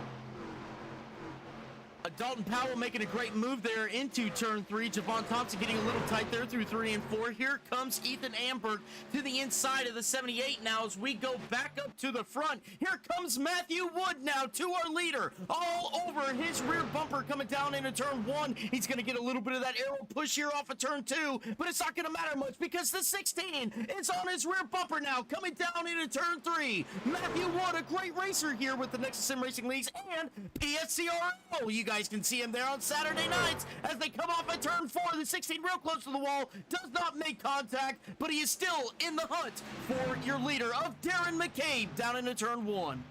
Yeah, he is absolutely applying the pressure now. The Ironman Matthew Wood challenging front row Darren McCabe here off of turn number 2. Darren McCabe maybe opening a little bit of a gap on Matthew Wood as we're still side by side back there staging Blackwell, but the bow for the lead rages on down here into turn number 3. Coming back here now with Stange and Noah as they go through 3 and 4. Stange has been on the outside, Noah on the inside for a handful of laps now as they're coming down the front straightaway real close there. These guys are also competitors in the PSCRL Truck Series that race on Saturday night. In fact, you can watch them this Saturday night as they roll around Talladega, but these two guys getting some competition in before then as they come off at turn 2. Stange to the outside, but he's going to lose. Oh, he turns the 10 into the wall down the back straightaway. No caution here. They continue on. Noah Blackwell with some right side damage. Oh, that's so unfortunate. Maybe he had a little bit of contact there off of 2 that got that Blackwell into the outside wall. I don't know if he even knows how much damage he has to that 10 machine. Is he still up to speed, still rolling? Oh, he gets into the wall again on the entrance to turn 1. He might have more damage than he thinks. That thing is struggling here. Let's see if he can get that thing squared up here off of turn 2. Looks like he is going to continue on, but big time moves. So now we see Ferrara to the inside of stage down here into turn 3. Looking to the inside of the 72 now, down into turn 3. Can the 43 get it done here off of turn 4? He's not going to have the run that Stange has down the front straightaway with all the momentum that the 72 was able to hold through 3 and 4. As you can see, the 72 does get out in front of the 43 now. Turns 1 and 2 might be a little bit of a struggle area for Stange, as that might be a strong area for Ferrara as they come off at turn 2. The 43 looking to the rear bumper. He gets loose off at turn 2. He holds it straight, though, but down the back straightaway to turn 3. He makes another dive now. Ferrara to the inside of Stange.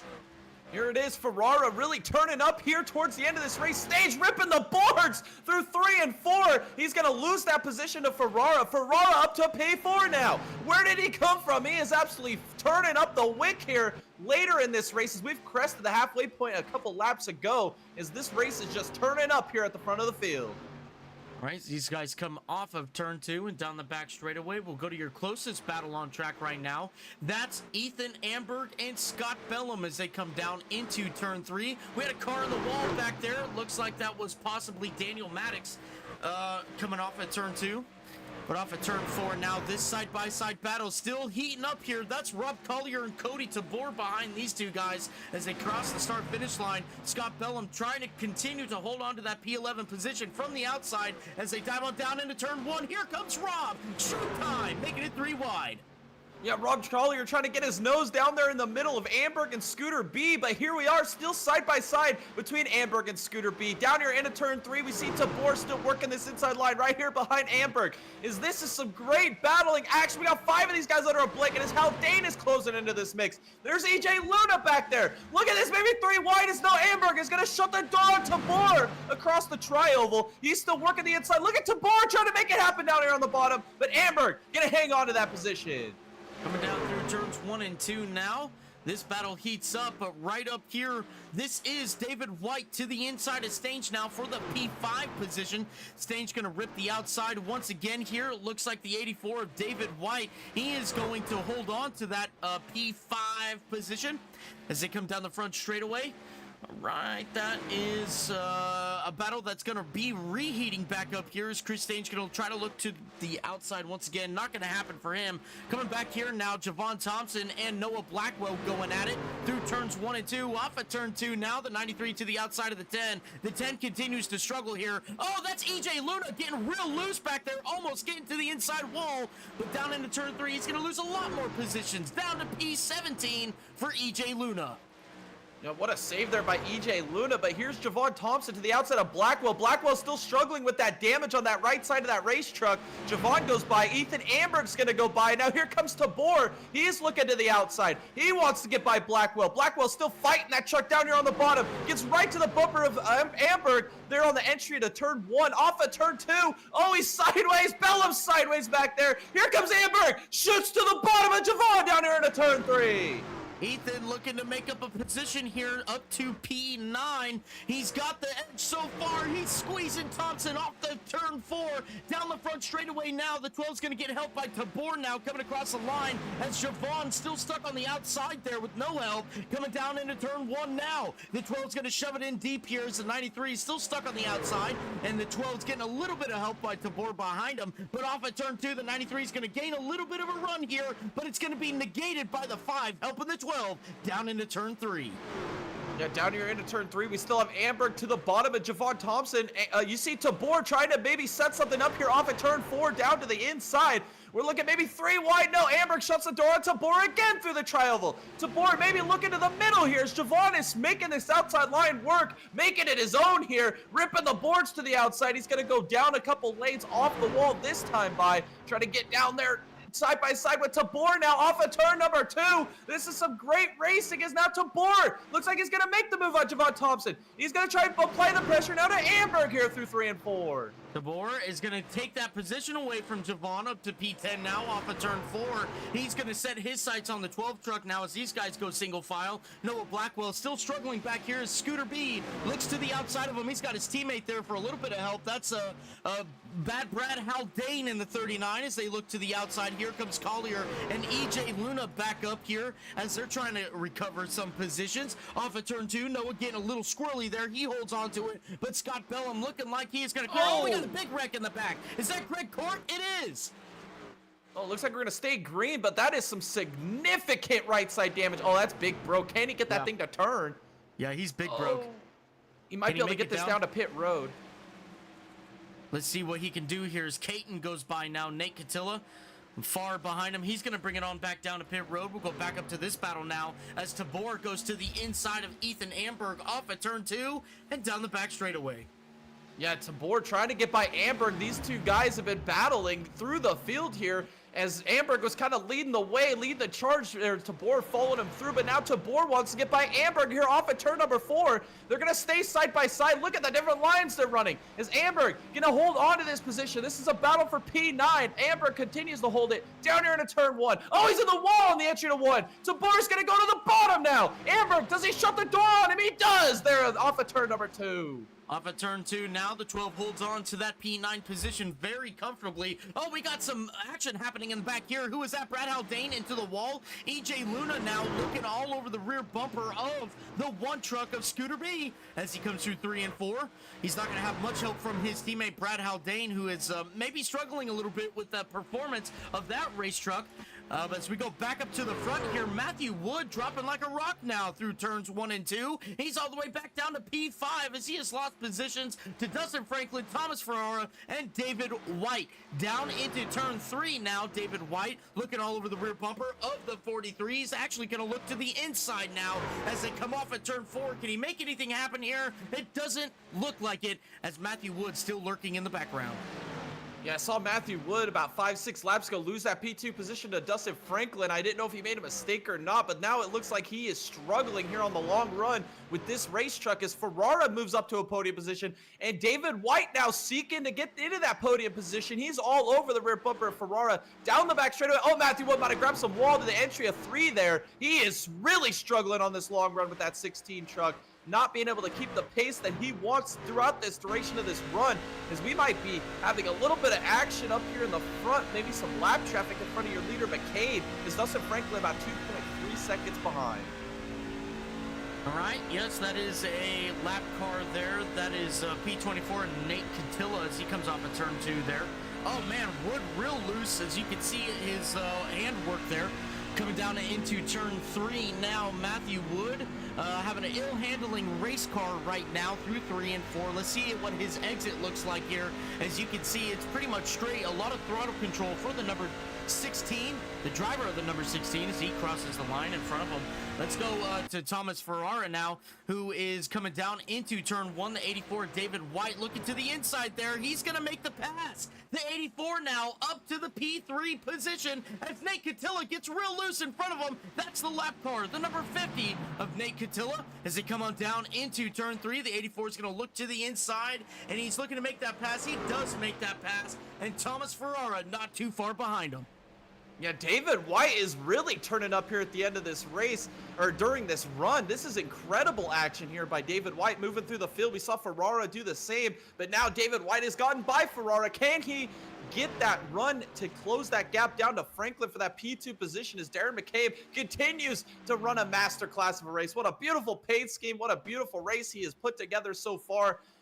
When do we get to that window for the pit stop here in this race? The final, potentially the final pit stop of this race. As we're closing in, we're going to get 50 laps to go this time across the line. 50 more laps around here at Kentucky. I guess Kansas, Kentucky. Yeah, that works. Rob Collier down pit road. He's on that alternate strategy now, if you all remember. He's going to be, he'll go a lap down here with pit sequences, or at the end of pit sequences, he should be okay. Noah Blackwell coming down pit road as well. He's got a lot more right side damage to that number 10, as we saw him having a really ill handling race cars. You can see that's a race leader right there. He's going to put those 2 cars lap down. As Darren McCabe continues to go down into turn 1. A little bit of a battle happening here, though. Cody Tabor, Ethan Amberg, once again going at it as they cross the line. Yeah, these guys have been battling for the greater part of this run, and now Tabor to the inside of Amberg. They're going to stay side by side here through 1 and 2 off of turn number 2. Can Tabor make this move on Amberg? Amberg fighting back on the outside. Oh, Javon Thompson sideways off of 2. Side by side again down here into turn 3. It looks like Tabor is going to finally make the pass on Amberg. Amberg, maybe some a crossover here, though. Can he make it happen? Looks like Tabor's going to hang on to that position off of 4. Off of turn 4 now, the 12 truck all over the rear bumper of the 5, but he wasn't able to hold on to that P9 position as Ethan Amberg now sets sail down into turn 1. The 12 truck, there goes the 10 truck, and Noah Blackwell, he's coming back out on pit road as they come off of turn 2. Now Nate Catilla, a lap car into the wall, and they're going to hold it all straight here as they come down the back straightaway and down into turn 3. Yeah, down here into turn 3, they're going to go by, that'd be the 51 of Powell. Oh, that's for position. Okay, I was wondering, as we see Matthew Wood down to pit road now on lap 87. Chris Stange, the gambling man, down pit road as well. Yeah, something happened to the 51 here.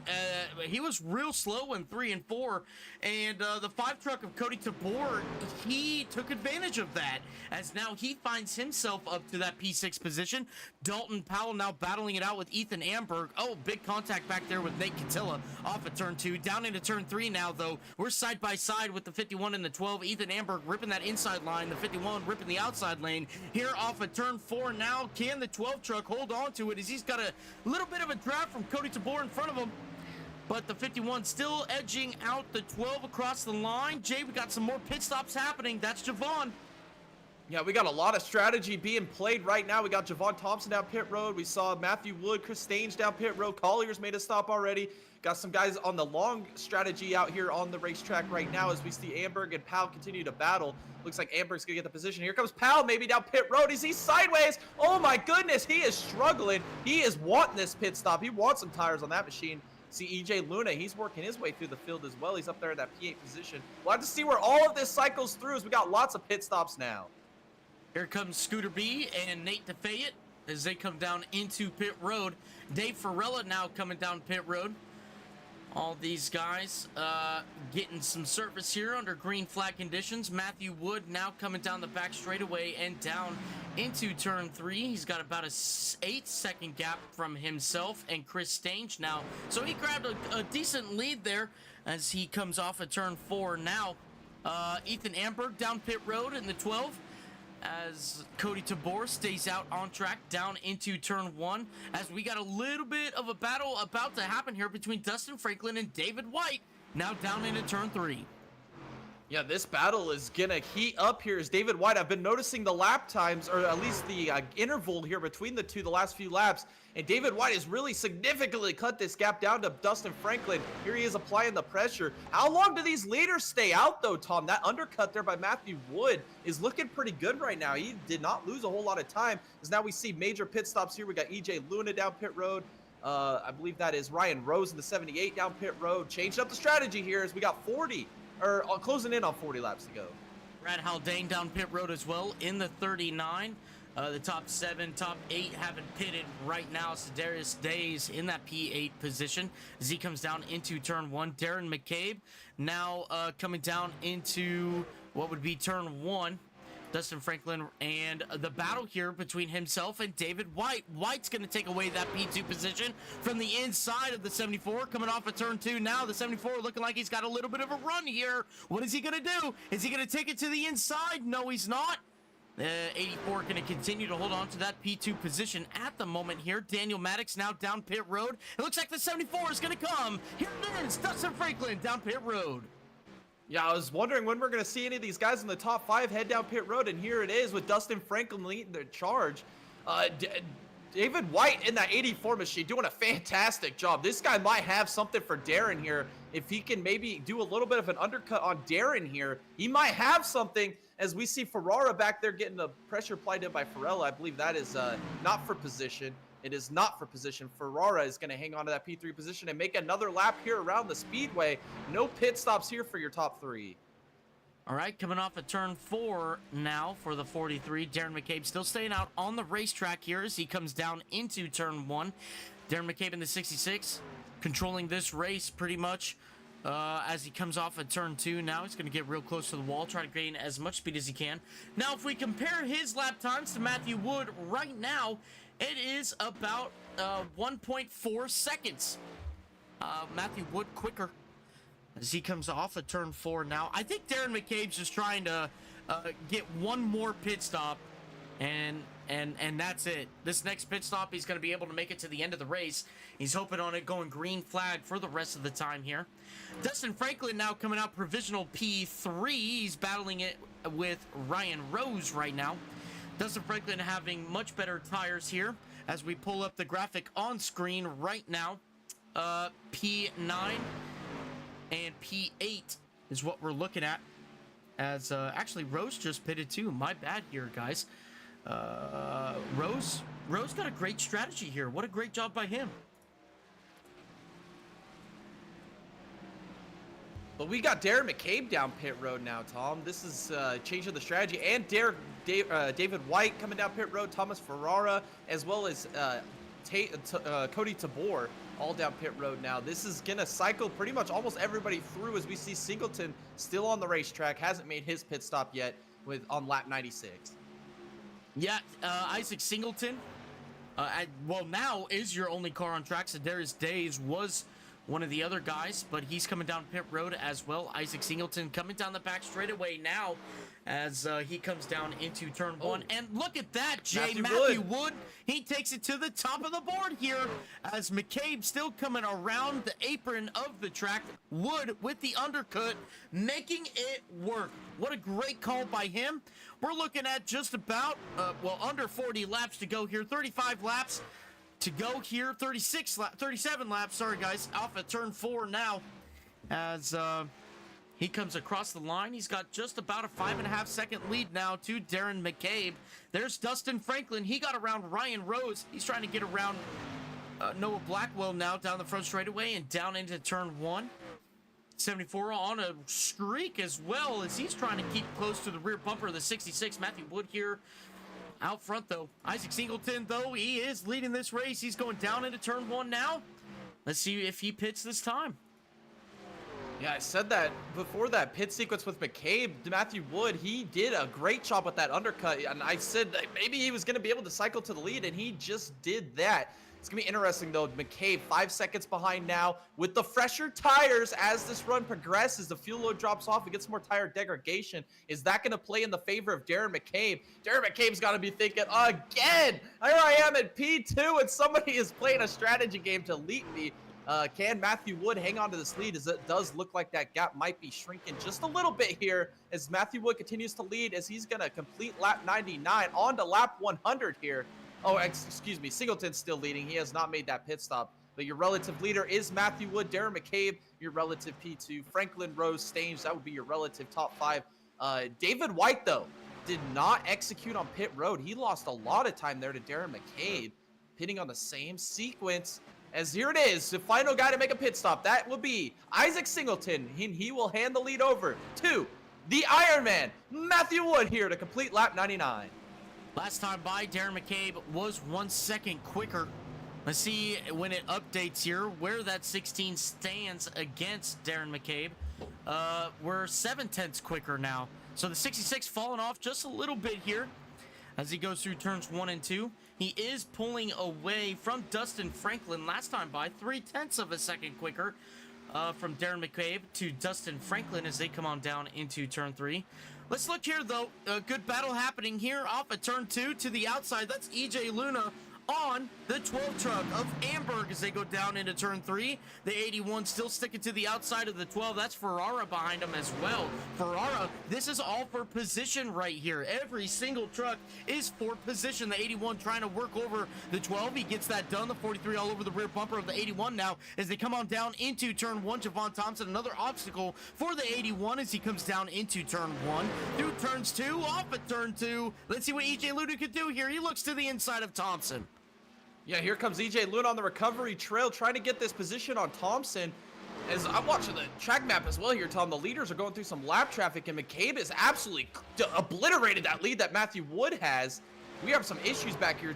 Don't want to take off the good battle here, but I've been watching this, and Matthew Wood is struggling here in lap traffic. So is Darren McCabe. This is some big-time moments here in this race. It absolutely is, Jay. A great heads-up move there because I wasn't even looking at it. As Matthew Wood has had that lead obliterated by Darren McCabe as they both come off at turn 4. Now that gap is a half a second, and it looks like the 16 might be just struggling here just a little bit as he now comes down into turn 1. He's got one more lap car in front of him, I believe.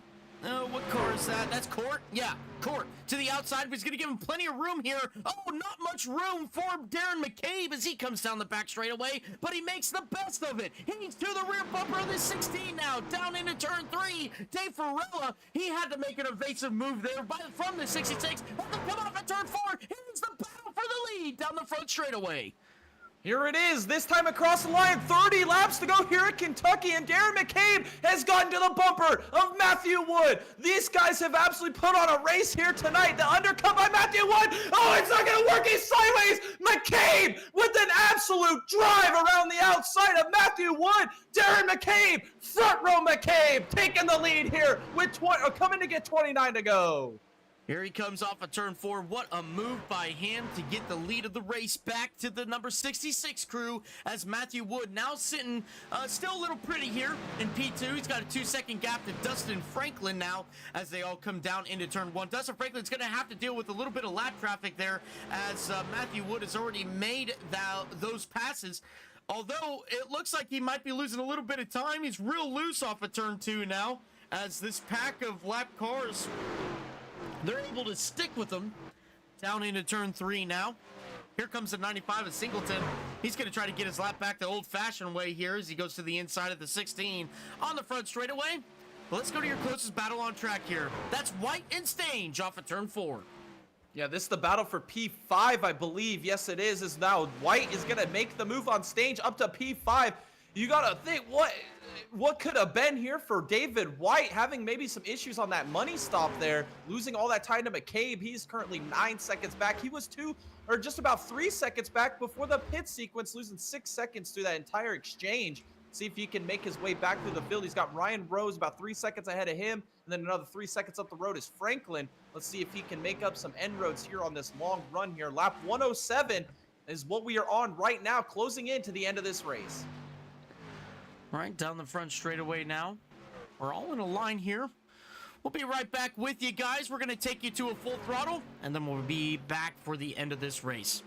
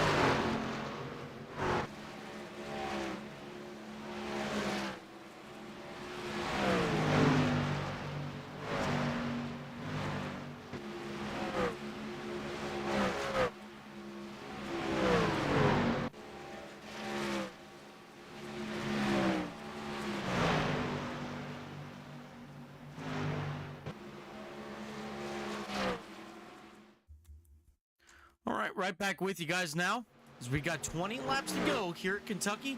Darren McCabe absolutely putting a spanking on P2 right now. 6.3 seconds back to Dustin Franklin. As you can see, he's coming off of turn 2.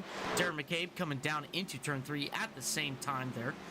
as Darren McCabe just doing a phenomenal job right now. Matthew Wood just continues to drop here with those older tires. Ryan Rose now coming off of turn 4. He's going to be looking to make that pass sometime here soon on Matthew Wood for that P3 position as he comes off of turn 4 and across the start-finish line at 78. Looking pretty good here as he comes down into turn 1. Yeah, it's interesting here that we got Ryan Rose closing the distance here to Matthew Wood. I believe they are on the exact same. Oh no, actually, Ryan Rose did pit a few laps later than Matthew Wood. Oh, Matthew Wood's in the wall off a 2. Here comes Ryan Rose now for that podium position.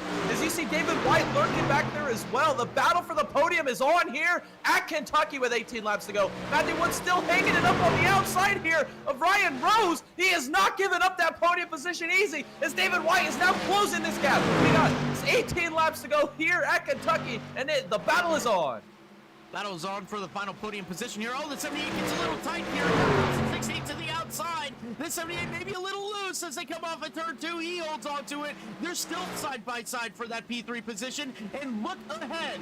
There are left in front of them. Maybe a little bit of a pick happening. Oh, the 68 and 15 having a good battle there as well. Oh, the 15's loose. He's coming down to the bottom of the racetrack. And here they come. Here comes the P3 contenders up to of Varela and Maddox as they come down into turn 1. The 78's going to use the 15 as a pick here to the 16. And they go side by side down into turn 1. That's exactly what he does. Off at turn 2 now. The pick has been made. The 78's loose. Here comes White now. Is he going to make a move? No, he's not. Down into turn 3. It's Ryan Rose leading into P3. Yeah, we got a little bit of a kerfuffle here off of turn 4. Oh, Ryan Rose is sideways. Here comes David White to the inside. Matthew Wood still stuck up on the outside. We're 3 wide for P3 with a lap car right in the middle of this battle. This is insane. What is going to happen down here into turn 1? It looks like David White's going to take over P3. Matthew Wood shoots to the bottom of Ryan Rose now for P4. This is incredible off of turn 2. Oh, Ryan Rose is sideways off of 2.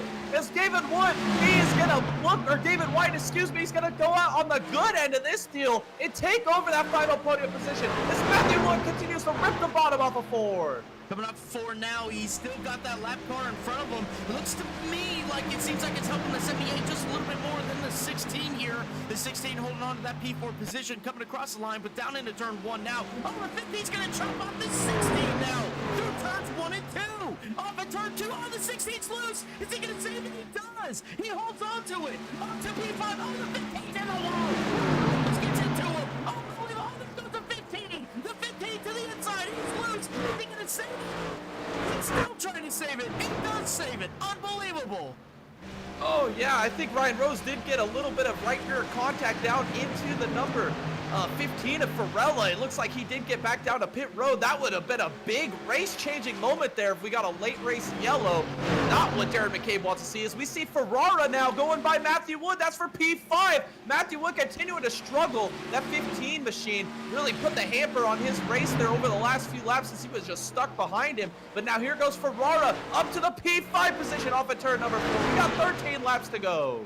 13 laps to go, coming off of turn 4 now. It looks like Woods just continuing to struggle just a little bit here as he comes across the line in that P6 position. It was P3 just a couple laps ago as they come down through turns 1 and 2. Ferrara's rocking that outside lane. The 16 still struggling off the exit of turn 2, real loose there. Come down the back straightaway and down into turn 3. A little bit of a battle happening here now between Isaac Singleton and Nate DeFayette. Isaac Singleton has a lot fresher tires actually than the 9 truck right now. He's going to make that pass there for P16. Should come up here now. It's Ethan Amberg and Dalton Powell coming through turns 3 and 4. Off of turn 4 and heading towards start finish line. Dalton Powell in the 51 looking to make a top 10 run out of this. Yeah, he's doing a great job trying to get up to the top 10 position. Ethan Amberg holding on to that P10 position now. 12 laps to go. If he's going to make it happen, he's got to do it here soon. As he's maybe get a little tight here off of turn number 2. Little sideways. Can he save it? He does. Unbelievable save there by Dalton Powell. You saw that thing wash him right up towards the wall. He's got to shoot all the way down to the bottom, though. Look at that aggression down into turn 3. Can he make it pay off of turn number 4? Does not look like it will. As we got 11 laps to go. Darren McCabe with a 7.7 second lead as Amber continues to hold this P10 position. All right, coming up to Ryan Rose now. Here's Thomas Ferrara looking for that P4 position as they dive on down into turn 3. These guys are coming off of turn 4 to look at 10 to go here at Kentucky. Thomas Ferrara looking at another P4 or trying to get a P4 run here at Kentucky as he's stuck right behind Ryan Rose now in the 78. As he dives it on down into turn 1, can he make a move here? No, he's going to fall right in line of the 78, or is he going to look a little higher here through turns 1 and 2? He does. He's looking high off of turn 2 here. Is he going to be able to get it done? A crossover to the inside? No. The 78 still holds on to that P4 position down into turn 3. Yeah, down here into turn 3, Ryan Rose really slipping and sliding all over this place here tonight. Oh, maybe some contact there. Ferrara into the back of the 78. Off of turn number 4, Ferrara's going to look to the inside here. Battle for P4 is on. Thomas Ferrara to the inside of Ryan Rose. We got some lap traffic right up the road. I believe that's Maddox. Could that come into play? Do we see another pick opportunity here? As Ferrara, no, he's going to clear the 78 of Ryan Rose off of turn 2, moving himself up to that P4 position. Is what a great drive by Ferrara, driving through the field and getting up to this P4 position. He knows how to find himself to the front of the field in the money laps. 3 seconds he's got to make up to David White in 8 laps. Last time by, he was a little bit slower due to the battling here, and he's going to be a little bit slower this time by as well. 0.4 of a second slower than White at the moment as the 78's trying to make a valiant effort back to the outside of the 43 through turns 1 and 2. He's going to gain a big gap here to the 78. The 43 is, but down the back straightaway, that 78 is going to grab a little bit of a run here as they go down into turn 3. That gap is now just about 1/10 of a second, but going down into turn 3, the 43 is going to work a high line. Oh, the 78's loose, real loose here. He saves it. Man, that 78's not on rails. He is on some, I don't know, hockey ice rink right now, trying to get this thing to go straight in the corners. Yeah, it's the Kentucky Drift, man. I've heard of the Kentucky Derby. I haven't heard of the Kentucky Drift. Oh, we do got a yellow. Oh, that changes the entire race here, Tom. It's Nate Catilla. Oh, man, I think everybody's going to come down pit road here, Tom. This is big. We might have some overdrive finish here tonight. Nate Catilla just got done passing Dave Perella for P22. And looks like he's coming through turns 1 and 2 at the moment. Oh, he just gets real loose off of turn 2. Locks it down. Keeps it off the inside wall. But the caution does fly here at Kentucky with 8 laps to go. Let's go back live here. I expect everybody to pit for sure. Currently 13 trucks on the lead lap. Stephen Downton looking like he's going to get that free pass there. Isaac Singleton, unfortunate for him, he's not going to get the lucky dog, but he's going to get the wave around if he stays out. Here comes Darren McCabe now. He worked up to about an 8-second lead there over Franklin J. That's just insane.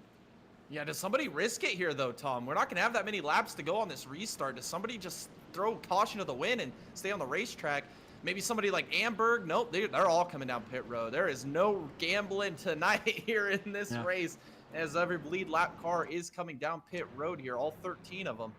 As we're going to see this race off pit road, Darren McCabe with a big advantage here, though, should easily make this his own as long as he doesn't make a mistake here on pit road. It looks like he executed on pit entry there. Looks like we're going to see Matthew Wood, EJ Luna down pit road now. This presents a whole bunch of opportunities for other trucks here to get some fresh tires. Franklin, maybe White, we see a 2-tire Port. stop. It doesn't look like it. Or no, Port's a lap down. Ferrara comes out P5. Javon Thompson, Matthew Wood coming out P7. EJ Luna P9. Chris Dange P10. Amberg, Dalton, and Haldane. Haldane's coming out P14 right now. Do you think Javon took 2 tires here, Tom? He was running P11 before we came into pit road. He exits in P7 here. I guess P6. We see maybe some strategy out of the 93 of Javon here. I think so. Why wouldn't you take the chance? I mean, you gotta climb Mount Everest to go out and beat Darren McCabe, but man, anything can happen. Well, the truck I'm looking at, though, Tom, and I noticed this before they made that final round of pit stops, that 84 of David White, he was closing that gap to Darren McCabe. He's the first guy we've seen all night actually be able to maybe put a little bit of a fight up with Darren McCabe. Didn't execute on that final round of pit stops under green. Now he's going to have an inside restarting position here behind Darren. If anybody can make this happen, I think it's that 84 truck of David White here, Tom. It's a great choice. David White was doing a phenomenal job to get that car to the front. Dustin Franklin fast as well. I mean, Darren McCabe has just been the class of the field. Ryan Rose, look, he's got some short run speed in that 78. I wouldn't be surprised if he could make it up there with a little bit of luck. Thomas Ferrara's been doing a great job, especially on the long runs there. We'll see what the 43 can do on a short run here, but I'm really excited to see what that 93 can do, because I'm pretty convinced he took 2 tires. Yeah, I think he did take 2 tires here. I like the call. It's going to be interesting to see how it plays out. We got Tabor, Luna back there. Those guys have had fast trucks as well, but they just haven't really had the track position late. Stange, though, he might be somebody to watch on this restart, making some crazy moves. He has had probably the best short run truck in the entire field all night long. We've seen him in the first 3-4 laps after restart, passing 4 or 5 guys at a time.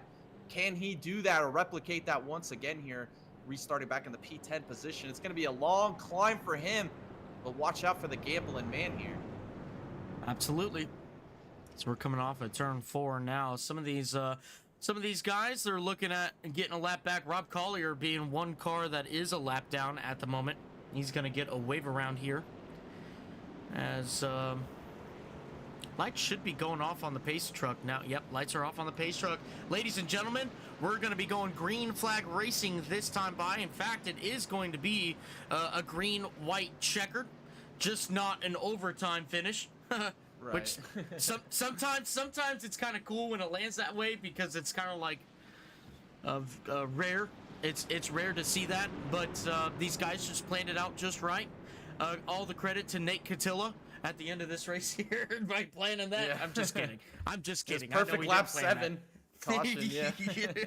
Lined us up for the green-white checker, a natural one without any extra laps being ran here tonight. We're going to go the scheduled distance. I'm not sure what's the old saying though, Tom. Cautions breed cautions.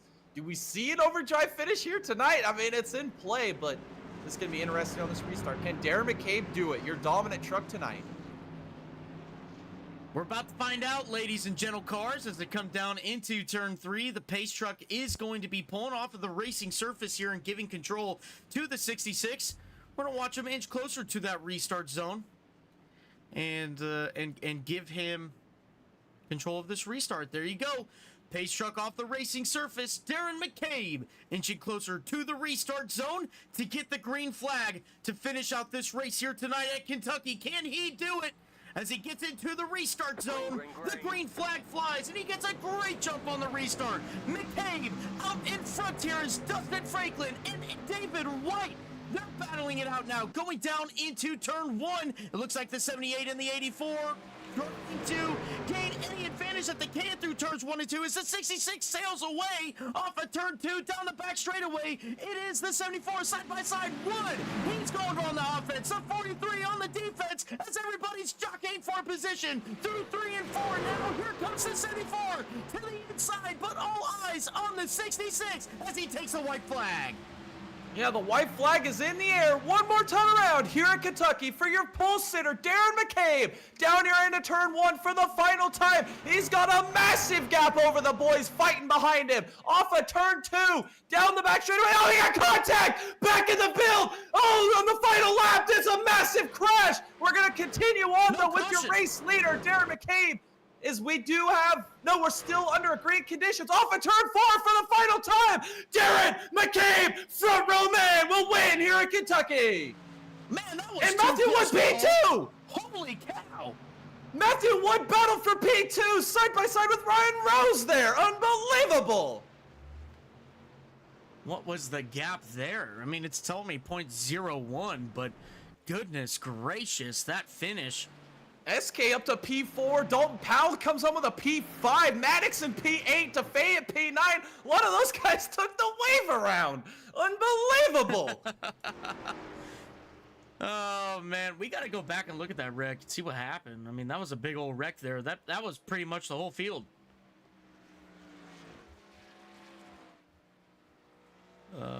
Let's see here. Maybe right here. Oh, way further back, way. Okay, so it looks like the 84 got a little loose coming off at turn 2 here. Tagged the 74. Oh, look at Matthew Wood sneak through there. That was the move. 84 got involved. 39's involved. 95's spinning. I mean, everybody here. Rob's just He just chilling. backed her down. Yeah, he's like, chilling. there's no point. Bro. Oh my god. Wow. There's old Scooter B He's back there. still surviving. Yeah. Look at Javon backwards against the wall. He's rolling across the backwards across the line. Look at this guy. Just chilling. Yeah, he stole probably 10 spots right there at the end of the race. Let's go back here. I'm glad we didn't get one of those BDN moments with a yellow and we let him race Yeah. it out to the end of that race because we did get a pretty good, memorable side-by-side finish with P2. Scott Bellum sees all this mess in front of him, trying to avoid. Oh, teammate got Oh him. my He's on his leg. god! And he sticks the landing! Unbelievable! Maybe a wait. Let's go back to Scott here.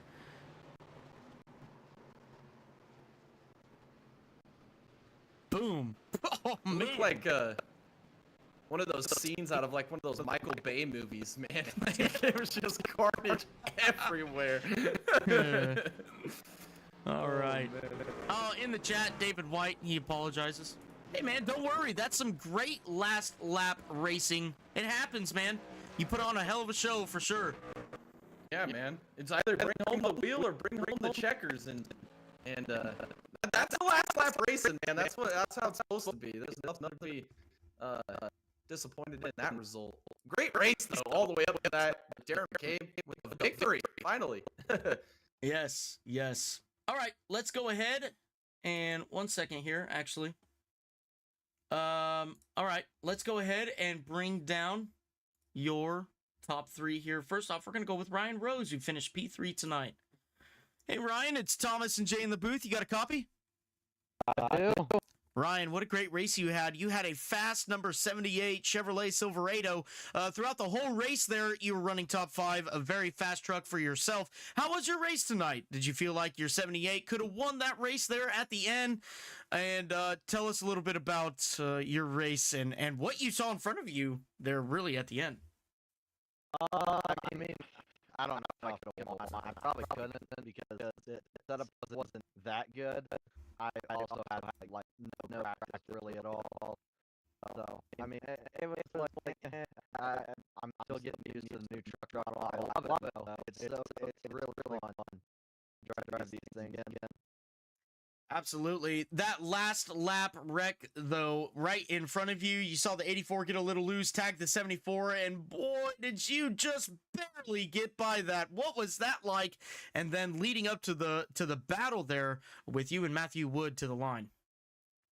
Yeah, I just seen him get loose. I thought he was gonna, gather it up, but I seen him catch that quarter panel of Dustin in there, and it got him back, and I was like, oh well. And then I seen him behind me run. I think Tom was mad, but I don't really know why. It looks like he just kind of opened in there and wrecked himself a little bit. But I mean, if it's my fault, whatever. I'm sorry, but. Well, nonetheless, the 78 was absolutely fast here tonight. Congratulations on your P3 run. I'm going to hand you off to Jay here. Jay, what do you got for Ryan to round out this interview? Yes, Ryan, fantastic race if I recall. I think you had a drag race to the line there at Charlotte as well for the P2 position. Yes, I mean, you're going to get some screenshot. Yeah, and I remember we got a TCRL race in Michigan for a stage win where you drag race with Chris Stage to the line. I mean, you're all these great photo finishes to the line. I mean, with that being said, though, I mean, what a fantastic race you ran. you had maybe a real we noticed all night long you had a little bit of long run pace compared to some of the other guys. It's something like at the end of the run you were coming alive and being faster. Is that kind of how the setup was designed in this truck, or is that just maybe better tire saving than some of the other guys? I think it's a combination of both, really. I was a little bit better on, but yeah. So Alrighty. Well, a great race that you ran here tonight. You find yourself back on the podium here in the Nexus Motor City trucks. Who do you have to thank for this amazing performance here tonight, Ryan? well, you guys for broadcasting. My mom, my dad, of course. And Conti for making pretty decent setups. Nexus for putting on the races. I mean, yeah, that's about it. All right. Well, thank you so much for the kind words there, Ryan. We truly appreciate it. Thank you for coming out here and giving us some great on-track content. And congratulations on your P3 run tonight. Another great points night for yourself. And Ryan, from the deep in our hearts, we truly, truly hope to see you in the next one. All right. Thank you. All right, that was your P3 runner for tonight. Let's go ahead and bring down your P2 runner, Matthew Wood.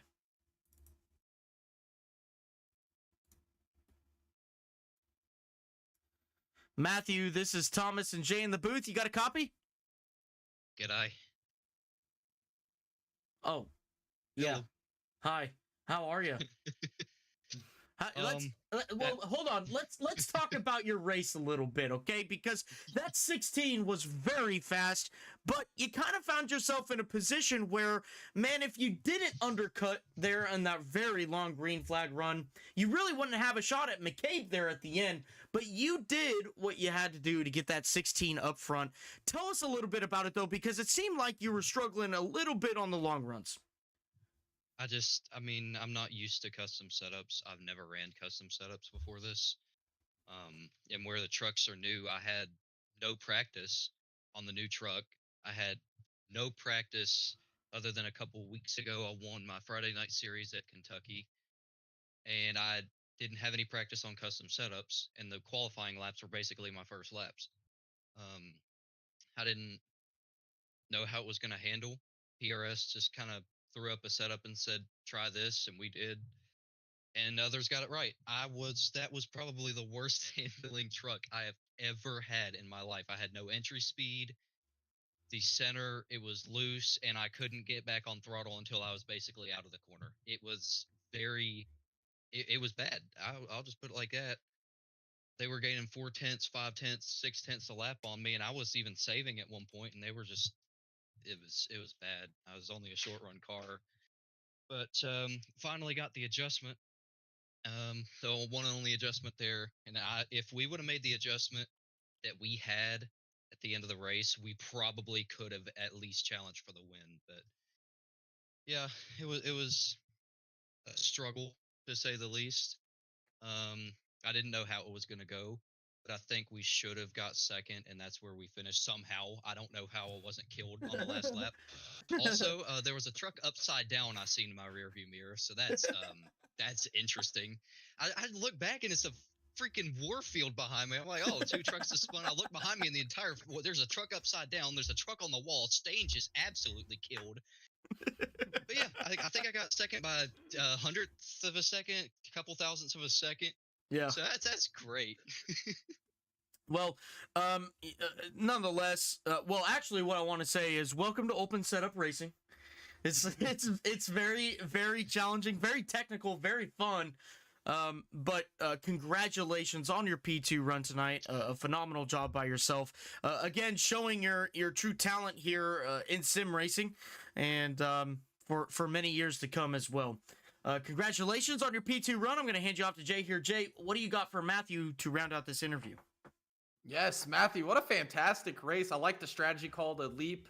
Darren there, you put up a valiant fight. And I mean, like Tom said, the driver talent that you had tonight to learn how to jump here into the open setup racing and the way you were able to drive that truck tonight. And you did come home with that P2 finish. Who do you have to thank for this amazing race tonight? I mean, Noah gave me the setup, and there's nothing he did wrong. and I appreciate it. And it'll be better next week. Of course, it's I believe Iowa, and they said Iowa is almost undrivable from the people that I was talking to, where it's so loose. But yeah, the NJB Designs Endurance team. Want to go to that? jbdesigns.com. We're looking for drivers. Please, I will find you. That's not a recommendation. That's a promise. Anyway, yeah, thank the Lord. Using the truck that I use in PSCRL. If you noticed that, I'm Oh, the yeah. 16. I was like, I'm just gonna do it. Why not? So Yep. it was fun tonight. Of course, some wrecks and truck handling, but that's just what you're gonna have when you're 15 and didn't do any practice beforehand. Absolutely. Well, fantastic run for yourself. Nonetheless, a great points night. You're not too far off from the start of this season, so you could absolutely work your way into the points here towards the end of the season. But congratulations, Matthew, on your P2 run tonight here at Kentucky. And actually, we'll see you Saturday, Matthew, for the PSCRL Talladega race. By the way, it is better. I just saw that message. It is better. Dope. Good. Awesome. Love it. Thanks, man, and we'll see you Saturday. All right, see you. All right, that was your P2 runner there tonight. It was Matthew Wood. So now let's go ahead and bring down your race winner, Darren McCabe.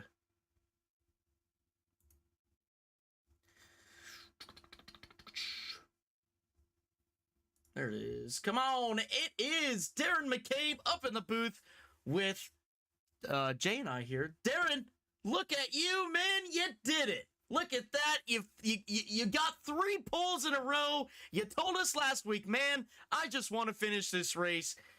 You got a great finish last week. This week, you got pole once again, and you told us pre-race, I want to be competitive. And boy, did you show that tonight. Man, tell us a little bit about your run. Yeah, like I said, I've been working on a setup all day. Like, I was making myself crazy. Like, I was running C open, like, safety rating and I rating took quite a hit today trying to get a setup figured out. And it was a team effort with David, Cody, and Tom, so we weren't very confident in practice. Like, we were just beating our heads against a wall. But I guess we got it figured out good enough. I'll take it. No complaints, but I should probably stop saying that we suck in these interviews because this is how it ends up. We all had a good showing, so I mean, there was that wreck on the last lap, but brought a couple the guys in tonight. We'll have a couple more next week when Matt Yost comes back and when Costello runs. But overall, pretty solid showing for the team, so no complaints. Absolutely. A great run out there tonight for yourself in the 66 team. The class of the field here tonight at Kentucky, leading a bunch of laps, just really proving that 66 can be a threat week in and week out. You prove it out here tonight. Congratulations on your win. I'm going to hand you off to Jay here. Jay, what do you got for Darren to round out this broadcast? Yes, front row Darren over here getting the victory tonight. Qualifies 3 straight poles. I mean, the heartbreak of last week when you had probably the most dominant truck, didn't get the job done. Well, tonight, there was nothing in doubt here. You pulled a big gap at certain points during this race. Dominant truck, dominant performance, and you get the redemption and get in victory lane here for your first time this season. Darren, who do you have to thank for this amazing drive that you had here tonight? Well, first and foremost, I got to thank all my teammates, Tom Ferrara, David White, Cody Tabor. I'm drawing a blank. Is that everyone? Yeah, that's everyone.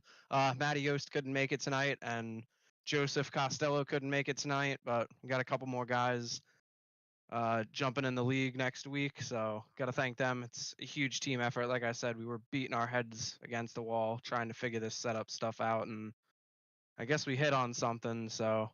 But I got to thank Reaper Apparel, Couch Racer, Casella Waste, Spot On Activations, and yeah, I think that's about it. You guys, of course, for the broadcast. You guys do an excellent job, and thank the entire admin team for putting this league together.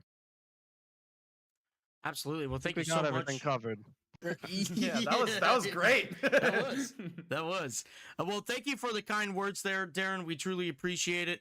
We appreciate you coming out here and giving us some great on-track content. Thank you so much for wanting to spend some time out here.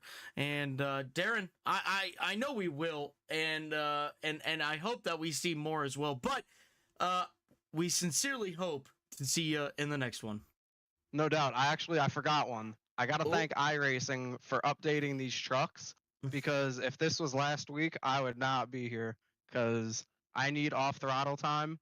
So now that they updated these trucks, I can actually drive them on 1.5 miles now. All right, that's what I'm talking So- about, baby. Big thanks to them too. Maybe a little bit of a shout out to the competition there in the coming weeks. Watch out for the 66. Is that what I'm hearing? I think so. I think everyone's gonna get it figured out. I sat on iRacing all day trying to figure these damn things out. So I think I think it'll even itself out. All right. Well, nonetheless, we're definitely going to be seeing this number 66 in future victory lanes. But tonight, your champion at Kentucky, that is Darren McCabe. Congratulations once again, and we'll see you in the next one. You got it. Thanks, guys. All right, Jay, another race in the books here. Another fantastic run by Darren McCabe. Again, coming out here, getting the pull, and winning the race. You can't script it any better than that. He said it pre-race. I want to be competitive. Boy, did he show that tonight. Oh man, everybody's got to love a good redemption story, right? I mean, last week the heartbreak. I mean, he had it, and it just didn't play out in his favor there at the end of that race with the strategy. Rob Collier really pulled the wool over everybody's eyes there last week and got that victory.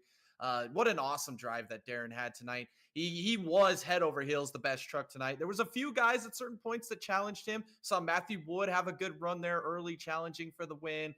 We saw David White was really fast tonight. I think Cody Tabor was really good tonight as well. I think that he could have had an opportunity if he had track position. Luna was up there in the mix at times. Just a fantastic race from start to finish. We had a few cautions early, kind of changed the complexion of this race. Took out some of the contenders up at the front, lost that track position. We're never really able to recover from that.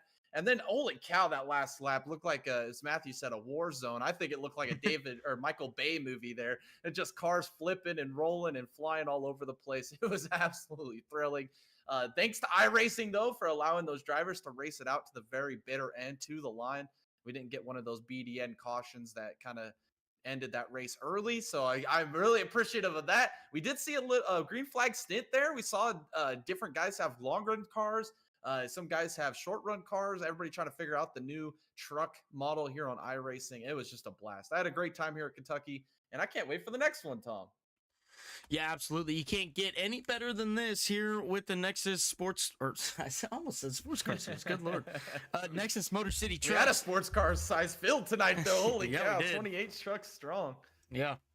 Another great run tonight here with the Nexus guys. So once again, congratulations to Darren McCabe. A great run for yourself. A great redemption story, like what Jay has said. And man, it's only going to get better in the weeks to come.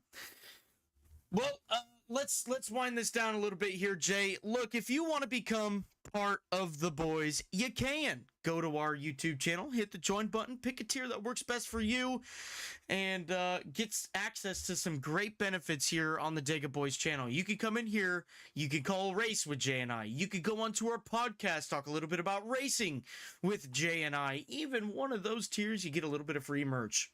Speaking of which, if you want some Dega Boys merch, you can go to our channel once again, hit the store button, and go right to our shop that we have. You can get yourself some great Dega Boys merch like this right here. Our patented Big Daddy NASCAR hats, or shirts, aprons, mugs, hats, like beanies, you know. What else is... Oh, there's teddy bears. You can get a teddy bear with a big old Dega Boys logo on it. If that suits your style. Pillows next. I think that'd be great. Yeah. Yeah. If Max Absolutely. Verstappen get his face on a pillow, I think Dega Boys should be able to get their faces on a pillow. Well, I look, kid. all the monies that go through those two avenues go right back into the channel to create more and better content for you guys. So we sincerely want to give a big shout out to our already channel members, which has absolutely exploded in the past couple of days. Thank you guys so much. We truly appreciate it here on the Dega Boys channel. Big shout out to Dallas Seward, a continual supporter of our channel. Thank you so much on everything that you do. And yeah, come reap the benefits here on the channel with Jay and I. It'd be really fun. We look forward to people who want to come in here and hang out with us. So that's really cool. I'm going to hand it off to Jay here. Jay, why don't we talk a little bit about our podcast side, about our watch party side, etc., and what we got in the weeks to come. Yes, we'll run through this. So yes, their podcast will be back on Tuesday. We had one last night. I think we went for over 2 hours there last night, Tom. We had a lot to talk about. We had a great time talking about all the races that happened this weekend. So if you guys get a chance, go back and watch episode 73. What a fun time that was on the podcast. But the podcast coming up, episode 74, that'll be on Tuesday, 8 p.m. Eastern time. Make sure to tune in. Come hang out with the Dega Boys. We talk some racing on Tuesday night. We'll be talking about all the races this weekend, such as Sonoma for the NASCAR series. We also have IndyCar Road America, F1 at Canada, Michelin Pilot Challenge, and a little bit of VP Racing series there at Mid-Ohio. So a lot of road racing stuff this weekend to talk about on the channel. Can't wait to do that with you guys on Tuesday. And then also, we're going to be previewing the 24 Hours of Le Mans. That is going to be the weekend after, and I can't wait to break that race down with you guys and talk about all of our picks and people to watch and break down the race with you guys as well on Tuesday. But for our watch party, that poll is official as of last night, and the winner will be the IMSA series 6 hours at the Glen. We'll be here to broadcast that rate or do the watch party with you guys. I'm not sure if we'll do the full 6. We might just do the final 3 hours because we have on the 22nd, the day before, is going to be our Nexus 499, a full broadcast, 188 laps, 499 miles around Talladega. We've got a full field. We got a lot of people signing up for that race now. If you guys want to be a part of it, join our Discord. We got the links to get you into that server, that Discord server, so you can sign up and register for that race. We're taking 87 cars around Talladega once again, our yearly marquee event here on iRacing. Money's on the line, immortality's on the line, a beautiful trophy's on the line. You guys definitely want to be a part of that. Tune in and watch it. We'll have a full broadcasting team with us as well. We'll have some pit road reporters. We'll have a pre-race show. We'll do a paint scheme preview and do a bunch of interviews, especially with our last year winner, Mike Garaguzza. We'll bring him into the booth, talk about it. David Brown's a former winner as well. We might talk to him as well. And a lot of the other drivers are signed up as well. You cannot miss it. Marquee event on iRacing. You definitely got to stay tuned. Absolutely. A lot to look forward to here on the Dega Boys channel. Well, I kind of just want to talk a little bit about our social avenues that we have right now. We got an Instagram account, X, TikTok, Facebook, Patreon. There's some awesome videos of Jay and I on Patreon at Talladega this year. If you guys want to take a look at that. It definitely caught us in 4K there. So if that's something you guys want to see me be very embarrassed about, go ahead and look at our Patreon. You guys, that would be a great avenue to help us as well. Again, those monies as well go right back into the channel to help create more and better content for you guys. Also, check out our Discord channel, link below. That's where we're going to put all of our links for any of the special events, any of the leagues that we do. So if you guys want to take part in any of the leagues that we do, that we broadcast, you can easily get signed up through the link, especially like our special events that we have, like the 499 link is in the Discord. But what is the Discord about? It is a central hub for motorsports news across the world. Across the world. It's not just one specific series or anything like that. So if you guys want to be a part of that, you can be. Just go ahead, join the Discord. Link in the in the description below. You guys can post news links as well. It's not limited to just us. So but yeah, well, once again, I truly appreciate everybody who came out here. We love you guys. Thank you so much. Tanja's in the chat, Matthew, David White, Thank you so much for showing up, commenting, liking, subscribing. We truly, truly appreciate you guys. And although this has been another great broadcast, on the Dega Boys Broadcasting Network, we're going to wind it down. This has been another great broadcast with Thomas and Jay in the booth, and we'll see y'all in the next one.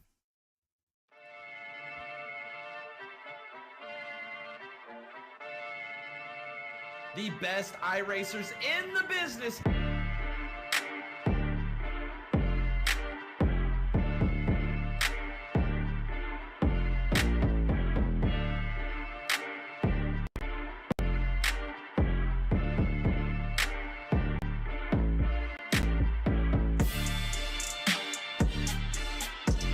It's the way to do it. We're in the 87 cars here at Talladega. As you see the 15 car grabbing the wall.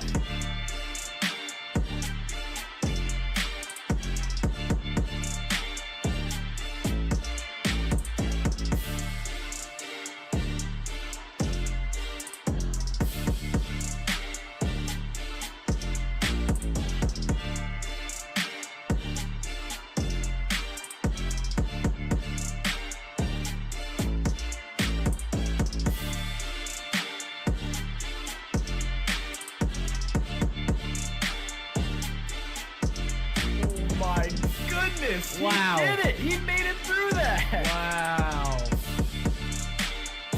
Oh, we got contact! Oh my goodness! Oh, and he's upside down! Garrett Gusso is upside down! Mayhew's sliding!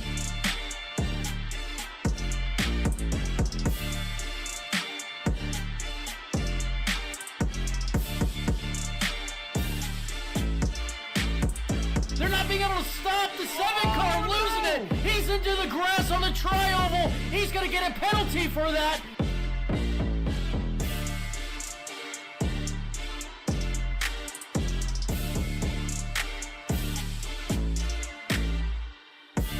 He has no help, and this guy's got a rocket ship! Move aside, Kim Jong-un, the 46 crew can build a better rocket than you!